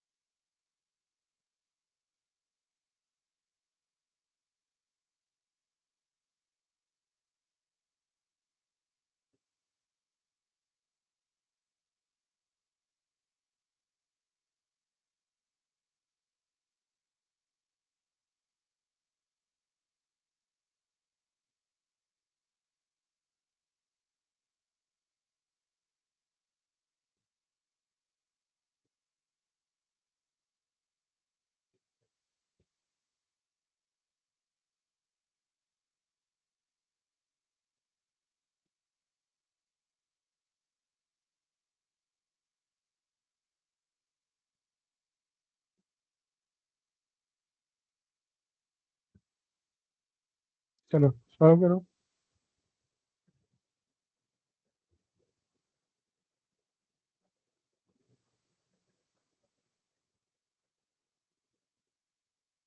क्या ये क्वेश्चन अभी वैसे ही नहीं लग रहा जो भी हमने सॉल्व किया था? मैंने जानबूझ के लिखा है। Two polarizer A and B are placed in such a way that the path axis of polarizers are perpendicular to each other. इतना काम धाम लिखने से बढ़िया वो सीधा लिख सकता था कि दोनों क्रॉस, जैसे यहाँ पे लिखा था, जैसे मैंने यहाँ पे लिखा था। आगे दे आर क्रॉस पोलराइड, इतना ताम झाम लिखने से बढ़िया सीधा वो यहाँ पे ए टर्म लिख सकता था, दे आर क्रॉस पोलराइड। ठीक है। Now another polarize C is placed in between A and B, है ना। यहाँ पे जो हमारा थी, जो यहाँ पे इसने पूछा था थीटा 45 पे है, वो यहाँ पे इसने लिख दिया कि एक पोलराइड सी को मैंने ऐसे प्लेस किया है कि वो ए और बी के बीचों बीच में है, मतलब 45 पे है। तो ये भी 45, ये भी 45। If intensity of unpolarized light is I naught, the intensity from polarizer B is A B, यहाँ पे सी था, तो यहाँ से हमने क्या देखा था, कितना लाइट निकल रहा था, आई नॉट बाई 8। ये तो एंगल बन है। आंसर कितना है सीधा? अब बता, पते की बात क्या है कि ये वाला जो क्वेश्चन है वो 2023 में आया था, और ये वाला जो क्वेश्चन है वो 2024 में आया है, ये जो भी हमने निकाला है, ये वाला, ये 24 का है, ये वाला क्वेश्चन 23 का है। दोनों में कुछ डिफरेंस दिख रहा है?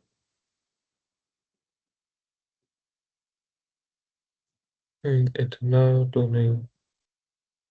सेम ही है ना। मान लो, चलो वो भी नहीं पता, मान लो आपको ये हाँ। सॉल्व भी करना है, तो सॉल्व हो जाएगा कि नहीं होगा बताओ, क्वेश्चन पढ़ो क्या लिखा है। दो two A and two polarize A and B are place in such a way that the pass axis of polarize, okay, एक सी को मैंने बीचों बीच डाल दिया। ठीक है, सबसे पहले सर आई ए से निकलेगा तो कितना होगा, आई नॉट बाई 2। फिर सर सी से 45 डिग्री पे है, वो कितना हो जाएगा, आई नॉट बाई 2 कॉस स्क्वायर 45, कितना आ गया, आई नॉट बाई 4। सर बी से, उसके लिए क्या क्या होगा, आई सी कॉस स्क्वायर 45, आई सी कितना है, I nought by 4 into 1/2, I nought by 8। खत्म।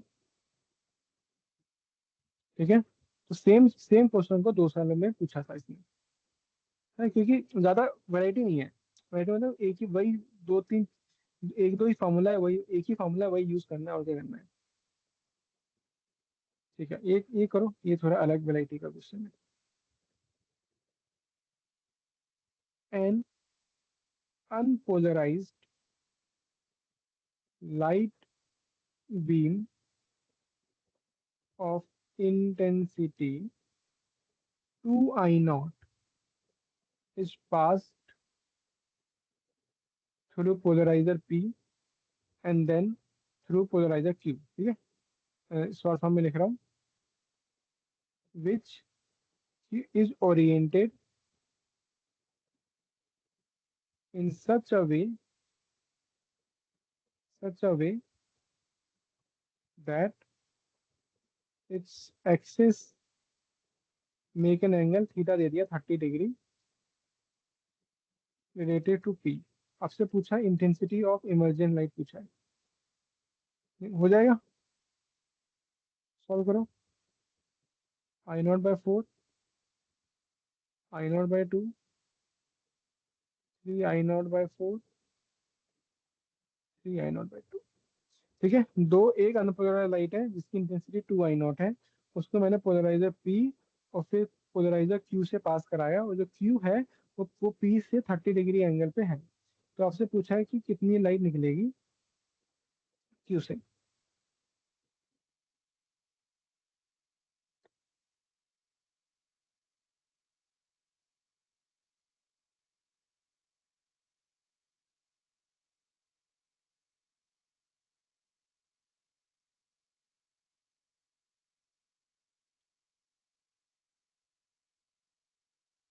बोलो बोलो।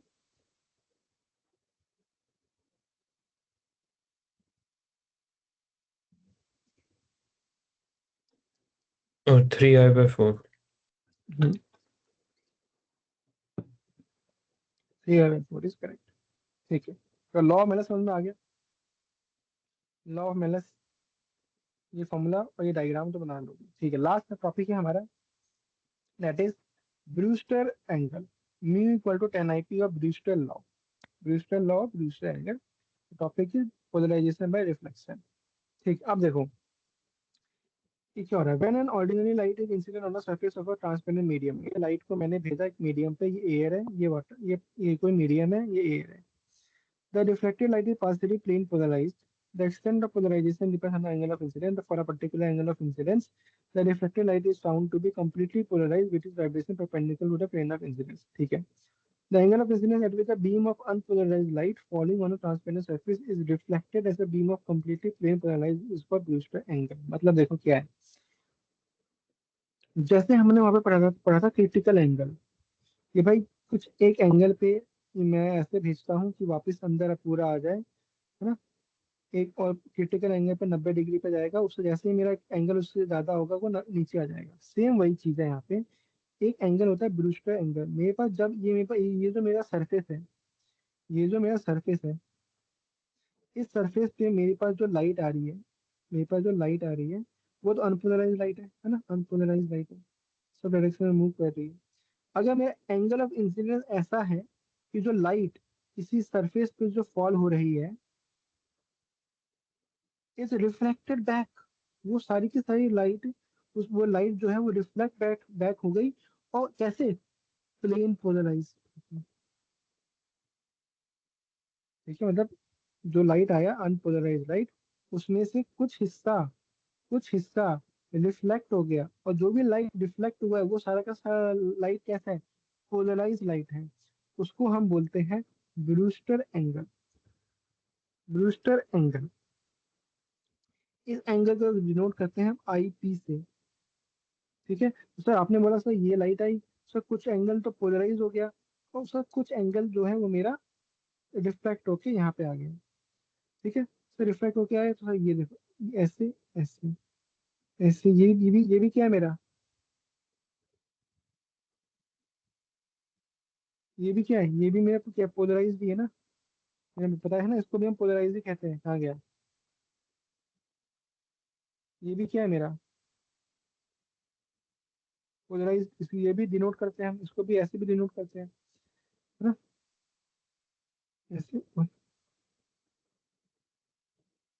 ठीक है, at polarising angle the reflected and transmitted ray are perpendicular to each other. ठीक बात है, ये तो 90 डिग्री पे होगा, ये और ये 90 डिग्री पे है। ठीक है, S one figure 10.22। Okay, suppose ये मेरा एंगल IP है, तो मेरा भाई साहब क्या हो गया, ये IP plus RP, IP plus RP equal to 90 degree. ठीक है, आईपी प्लस आरपी बोल दिया 90 डिग्री है। ठीक है, तो आरपी 90 माइनस आईपी आ गया, इसमें सौ लगा दिया, mu equal to sine IP upon sine IP. तो यहाँ से मेरे पास म्यू आ गया 10 आईपी। ओके, म्यू आ गया 10 IP. This is called Brewster law. This is called Brewster law. This is called Brewster law.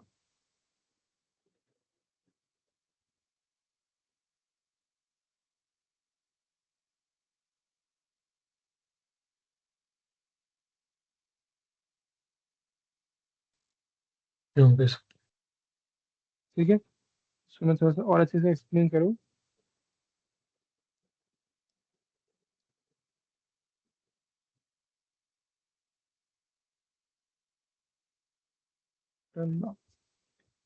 तो ये है मेरा सरफेस, तो ये लाइट जो पूरी की पूरी कैसी है, अनपोलराइज लाइट है। ठीक है, ये है मेरा इसका। तो यहाँ से जो कुछ तो लाइट चली गई मेरी, रिफ्लेक्ट हो गई, और कुछ लाइट भाई साहब रेडियस से डेंसर मीडियम में आ रहा है, तो टूवर्ड्स द नॉर्मल।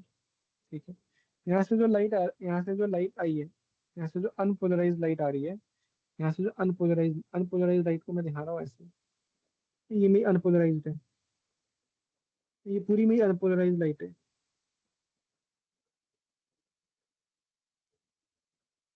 तो जो जितनी भी पोलराइज लाइट है वो सब की सब रिफ्लेक्ट हो गई है, और वापस इसके अंदर जो लाइट गई है वो भी अनपोलराइज लाइट है। दोनों दोनों दोनों दिखा रहे हैं तो अनपोलराइज लाइट है। ठीक है, ये है मेरी,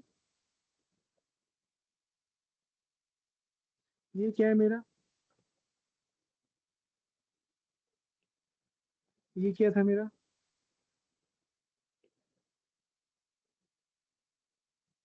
ठीक है, ये दोनों कितने एंगल पे, 90। ये क्या है मेरे पास, आईपी, तो ये क्या है इसका angle, 30। The angle of incidence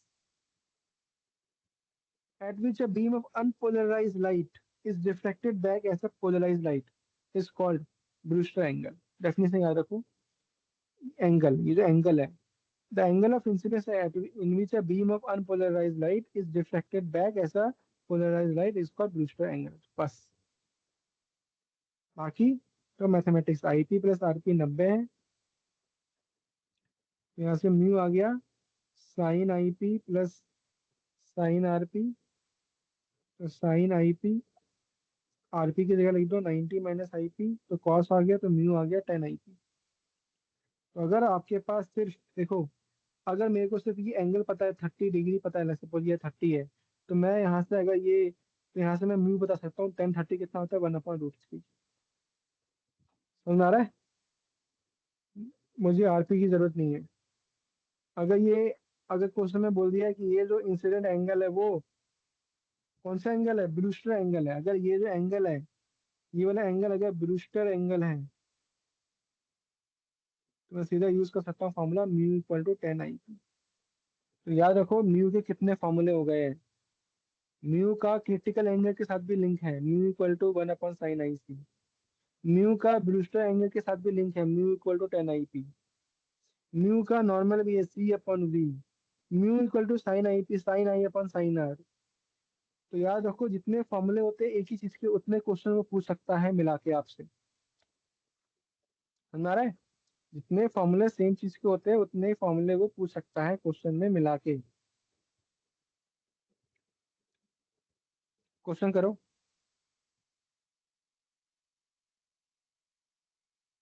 An unpolarized light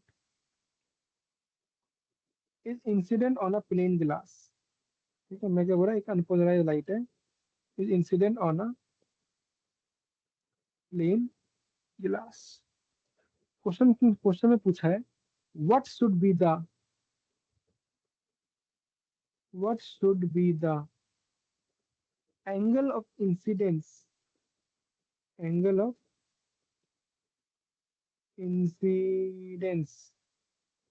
so that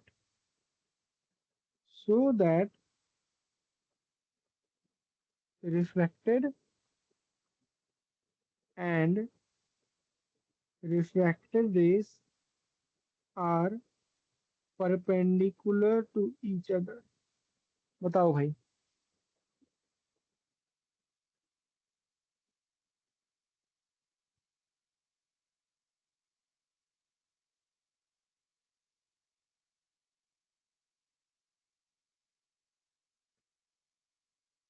refractive index of glass दिया हुआ है आपको 1.5।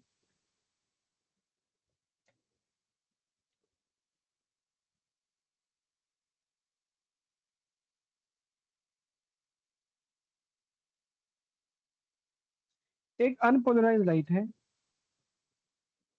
उसको मैंने गिलास पे इंसिडेंट किया, सही बात है। क्वेश्चन में क्या बोला है कि भाई जो एंगल ऑफ इंसिडेंस है वो ऐसा है कि भाई जो मेरा रिफ्लेक्टेड एंड रिफ्रैक्टेड रे है वो 90 डिग्री पे है। तो भाई कौन सी कंडीशन में मेरा रिफ्लेक्टेड और रिफ्रैक्टेड रे 90 डिग्री पे आता है? इन on which condition my reflected and refracted ray are perpendicular to each other?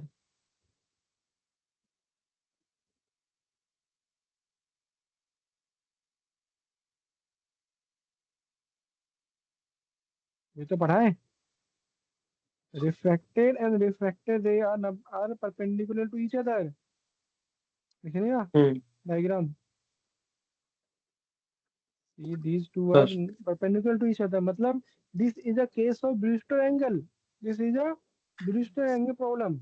वो आपको बोलेगा नहीं कि एंगल ब्रूस्टर एंगल है, उसने बस ये बोला कि भाई मेरा रिफ्लेक्टेड और रिफ्रैक्टेड 90 डिग्री पे है। उससे आपको पता लगाना कि भाई यहाँ पे जो एंगल ऑफ इंसिडेंस हो रहा है वो ब्रूस्टर एंगल है। यहाँ पे जो एंगल ऑफ इंसिडेंस हो रहा है वो ब्रूस्टर एंगल है। ब्रूस्टर एंगल है तो बस खत्म हो गया क्वेश्चन है sir. 10 IP equal to mu, सीधा फॉर्मूला। सर मुझसे क्या पूछा है? एंगल IP पूछ रहे हैं, मैं 10 इनवर्स म्यू। म्यू मुझे मुझे दिया हुआ है 10 इनवर्स 1.5। आंसर हो गया आपका। समझ में आया? वो लिख के नहीं देगा आपको हाँ भाई। ठीक है, अगला क्वेश्चन करो। For a given medium, for a given medium the polarizing angle is 60 degree. ठीक है, what will be the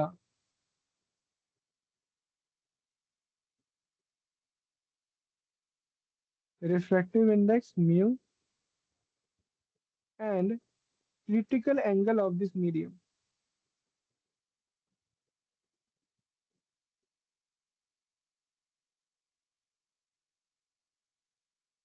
तो इस क्वेश्चन में तो आपको बोल ही दिया कि भाई पोलराइजिंग एंगल दे दिया है ना। ये जो आईपी है ये क्या पोलराइजिंग एंगल क्या है?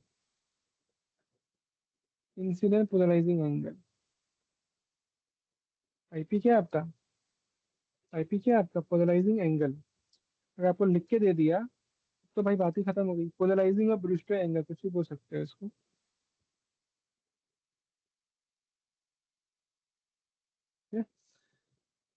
ठीक है, क्वेश्चन पे आ जाओ। बताओ भाई,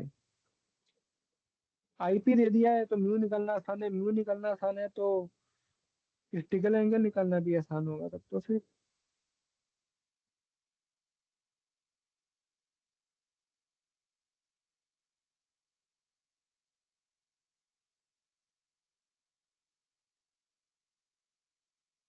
बताओ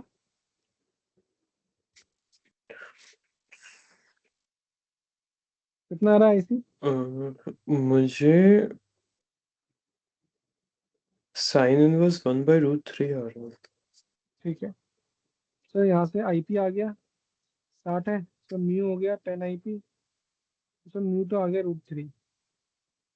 ठीक है, सर मुझे पता है प्रिज्म से म्यू होता है sir 1/sin IC। Sir sine IC आ गया सर 1/म्यू। तो सर साइन IC आ गया सर 1/√3। सर IC आ गया मेरे पास साइन इनवर्स 1/। ठीक है, यही 2-3 क्वेश्चन बनते हैं ब्रूस्टर एंगल से। रिवाइज कराने की बात करो, आ जाओ। रिवीजन, पहला लॉ ऑफ मेलस, उससे पहले हम देख चुके हैं। दूसरा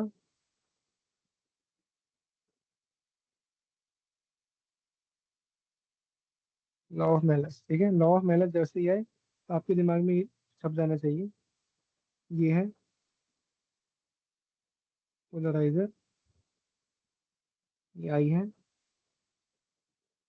ये है आपका एनालाइजर थीटा। यहाँ पे जो आई है, तो यहाँ पे जो आई है वो होता है proportional to cos square theta के। I equal to I0 cos square theta. ठीक है, यहाँ पे ये जो I0 है वो आपको लेना है जो इसका इंसिडेंट हो रहा है। ठीक है, हमेशा पोलराइजर के बाद ये हाफ हो जाता है। ठीक है, इसका जो ग्राफ बनता है cos 0 थीटा, ये आई है, मैक्सिमम होता है 90 पे 0 हो जाता है, फिर ऐसे आता है, ऐसे ग्राफ बनता है इसका। ठीक है, ऐसे इसका ग्राफ बनता है 90 180 पे वापस 1 हो जाएगा क्योंकि कॉस स्क्वायर है। इसका ऐसा ग्राफ ऐसे बनता है आई और थीटा के बीच में। ठीक है, ठीक है, ब्यूस्टर लॉ की बात करेंगे हम। अच्छा, इसमें क्या होता है, इसमें at an angle of incidence, यहाँ पे सारे के सारे अनपोलराइज लाइट हैं, वो पोलराइज हो जाए उसको हम बोलते हैं, उसको हम बोलते हैं ब्रूस्टर एंगल। एक और चीज जो इंपॉर्टेंट है, रिफ्रैक्टेड और रिफ्रैक्टेड का जो एंगल होता है वो कितना होता है, 90 डिग्री होता है। ठीक है, तो यहाँ से मतलब म्यू आ जाता है 10 IP। तो यहाँ से वो आपको आपसे सब खेल सकता है mu equal to sine IC के साथ। समझ में आया, ये दो चीज है, इसी से क्वेश्चन पूछेगा। Okay, okay eleven. Okay, sir. So this marks an end of your syllabus.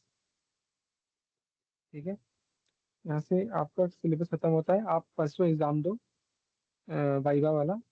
उसके बाद एग्जाम हो जाने का, उसके बाद मैं आपके क्लास 11th के टॉपिक्स उठाऊंगा। क्लास 11th के में जितना टाइम बचा हुआ है हम हमारे पास, क्लास 11th के में I will try to cover 4 to 5 subject, 4 to 5 chapters. ठीक है, ठीक है जो सर। स्कोरिंग है, जो स्कोरिंग है जिसमें ज़्यादा, जिसमें आपको ज़्यादा मेहनत ना करना पड़े, मैं सिर्फ इसमें आपको फॉर्मूला को अप्लाई करना, और जो क्वेश्चन अगर आए, मान लो अगर उसमें से क्वेश्चन आए तो आपसे बन जाए। I will not waste your time in studying rotational mechanics और ये सब, मतलब जिसकी प्रोबेबिलिटी कम है कि आपसे क्वेश्चन उसमें हो जाएगा। ठीक है, सो हम वैसे चैप्टर पकड़ेंगे जो आसान हो, जिसमें अगर हम थोड़ा सा टाइम भी लगाएंगे तो भाई मेरे 4 मार्क्स कन्फर्म है बस। ठीक है, ओके। ठीक सो है। What you have to do is ना, यू स्टार्ट सॉल्विंग, जब भी तुमको टाइम मिलता है PYQ सॉल्व करते रहो। अपना बोर्ड्स बोर्ड्स वाला जो है वो देख लो। कब खत्म हो रहे हैं प्री बोर्ड्स तो तुम्हारे पूरे? और I think physics chemistry bio, bio तो नहीं होगा, कंप्यूटर साइंस का भी होगा ना। ये है कंप्यूटर्स का आया तो नहीं है डेट अभी, वो लोग 2 दिन पहले भेजते हैं। नहीं है, कंप्यूटर से ओके। तो अपना जो ये वाइवा वाइवा निपटा लो, उसके बाद अपने सीधा JEE के लिए लग जाओ, है ना। अभी जो टाइम है हाँ वो JEE सर। में लगा दो, बाकी उसके बाद CBSE का तो हो जाएगा मैनेज, उसमें कुछ वो नहीं है। तो केमिस्ट्री पे ज़्यादा ज़्यादा टाइम दो, फिजिक्स में जितना हमने पढ़ लिया, जितने भी तुम्हारे देखो, अब इस टाइम पे तुमको तुम्हारे फॉर्मूला बुक्स जो है वो सब बहुत इंपॉर्टेंट काम आएंगे, है ना। जो मैं तुमको हाँ। स्टार्टिंग से, मैं मार्च अप्रैल के टाइम से बोल रहा था कि मेंटेन द फॉर्मूला बुक्स, सारे फॉर्मूला लिखते रहो, हम्म। क्योंकि उस इस टाइम पे अब आपके पास टाइम नहीं है कि सर मैं पीडीएफ निकालूं, ये दिखा लूं आपने क्या पढ़ाया था उस समय बुक से पढ़ो। No, you don't have the time, you should have all the formulas written in a one place. ठीक है, जो आपकी फॉर्मूला बुक है, सब फिजिक्स केमिस्ट्री मैथ्स तीनों की रिवाइज करो। रोज रोज 3 3 4 4 चैप्टर बना के अपना एक टारगेट बना लो कि भाई मुझे जो भी मेरी फॉर्मूला बुक है मुझे कम से कम उसको 5 6 बार रिवाइज करके जाना है एग्जाम हॉल में। ठीक है, मिनिमम हाँ सर। मिनिमम 4 5 बार ना, ऐसे रोज सुबह उठो, टाइम में मैनेज करो अच्छे से, एग्जाम दो जो भी हो रहे हैं, और फॉर्मूलाज को देखो, रिवाइज करो, उस फॉर्मूला के न्यूमेरिकल सॉल्व करो, देखो कहाँ पे फंस रहे हो क्वेश्चन में, क्या कहाँ किस चीज में फंस रहे हो, कहाँ पे अटक रहे हो, वो चीज दोबारा रिवाइज करो, वो टॉपिक दोबारा पढ़ो बुक से, एंड देन कम बैक। ठीक, ये है स्ट्रेटेजी। ये नहीं कि इसका कुछ भी पढ़ रहे हैं। अपना क्लास 12th में भी आप अपना एक वो बनाओ, वो एक लाइनअप कि सर सबसे पहले मुझे करंट पढ़ना है, करंट के क्वेश्चन बन जाएंगे, सेमीकंडक्टर के क्वेश्चन बन जाएंगे, एटम के क्वेश्चन बन जाएंगे, न्यूक्लियर के क्वेश्चन बन जाएंगे, एसी के क्वेश्चन बन जाते हैं, फिर आपका ईएम वेव का क्वेश्चन आता है, ई इक्वल टू बीसी से क्वेश्चन आएगा, वो बन जाएगा। सेमीकंडक्टर में जो गेट्स है, गेट वाला जो टॉपिक है, नैंड नॉर वो वाला, उससे जो क्वेश्चन आते हैं वो आसान होते हैं, बन जाते हैं। तो वो सब के न्यूमेरिकल सॉल्व करो, रिवाइज करो, क्या देखो कि आपसे हो रहे हैं कि नहीं हो रहे पीवाई की जो है। ठीक है, ऐसे you should study, you have to see, you have to be exam oriented. ये नहीं कि बस ये पढ़ रहे हैं, कुछ भी पढ़ रहे हैं, ऐसा नहीं होता। कंपटीशन निकालने का तरीका होता है इंडिया में। ये इंडिया में कोई भी कंपटीशन लोगे ना, तो कंपटीशन निकालने का तरीका है, यू शुड हार्ड वर्क करना है, पर उसके साथ आपको स्मार्ट वर्क पता होना चाहिए भाई, एग्जाम में क्या आने वाला है वो पता होना चाहिए आपको।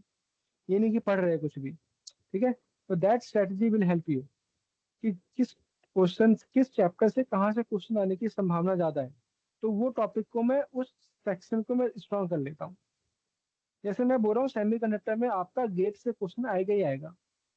आपका वो पीएन जंक्शन फॉरवर्ड और रिवर्स वाला जो 0.7 वोल्टेज है, फॉरवर्ड में और रिवर्स में ओपन हो जाता है, और फॉरवर्ड में आइडिया के सॉल्व हो जाता है, उससे क्वेश्चन आएगा ही आएगा। उसमें फिर आपको बोल देगा केवीएल लगा लो, और फिर बोल देगा आई निकाल लो, वोल्टेज निकालो, कुछ भी निकाल लो। वो न्यूमेरिकल बनता ही बनता है, जीनल डायोड वाला में न्यूमेरिकल आता ही आता है। रिवर्स बायस में वो वीजेड हो जाएगा, वहां से आई निकाल लो, आरएल निकाल लो, जो भी निकालना निकाल लो। ठीक है, तो ये क्वेश्चन प्री डिफाइंड है, वहां से क्वेश्चन आएंगे। अगर ये चैप्टर आ रहा है किसी भी कंपटीशन एग्जाम में, तो इस टॉपिक से क्वेश्चन आएगा ही आएगा। ठीक है, जैसे मैंने अभी आपको वेव ऑप्टिक्स पढ़ाया, वेव ऑप्टिक्स में से law of Malus I equal to N L cos theta, अगर आपके सेट में इस टॉपिक से क्वेश्चन आया तो ये आएगा ही आएगा, इसके अलावा पूछ ही नहीं सकता कुछ और। पीवाईक्यू निकाल के देख लो, तो आपको हर एक ना एक सेट में क्वेश्चन मिल जाएगा आपको। ठीक है, ठीक ऐसे है सर। सॉल्व, ऐसे टॉपिक पे वो जाओ। ठीक है, चलो एग्जाम दो बढ़िया से, वेडनेसडे को फिजिक्स का वाइवा। ठीक है, उसके बाद जब तुम अवेलेबल है तो मुझे मैसेज कर देना, we will schedule the class. Okay, चलो, बाय, ठीक है take sir. Care. Bye sir.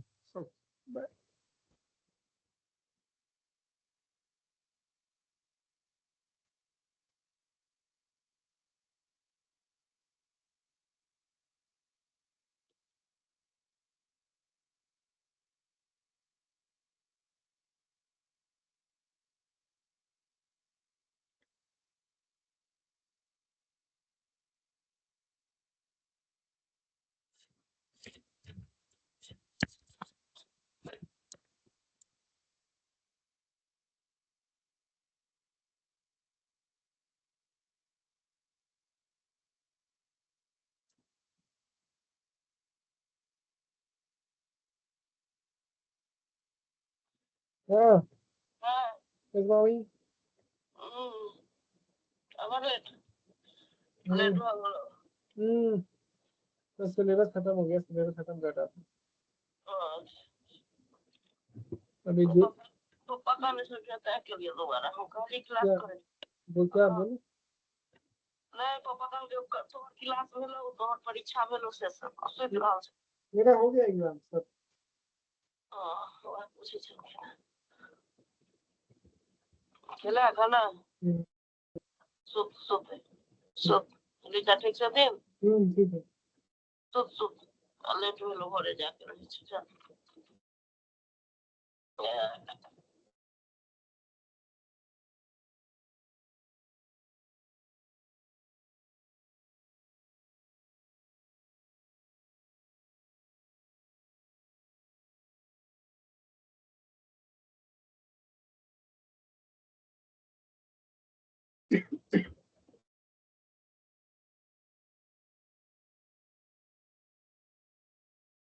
अरे यार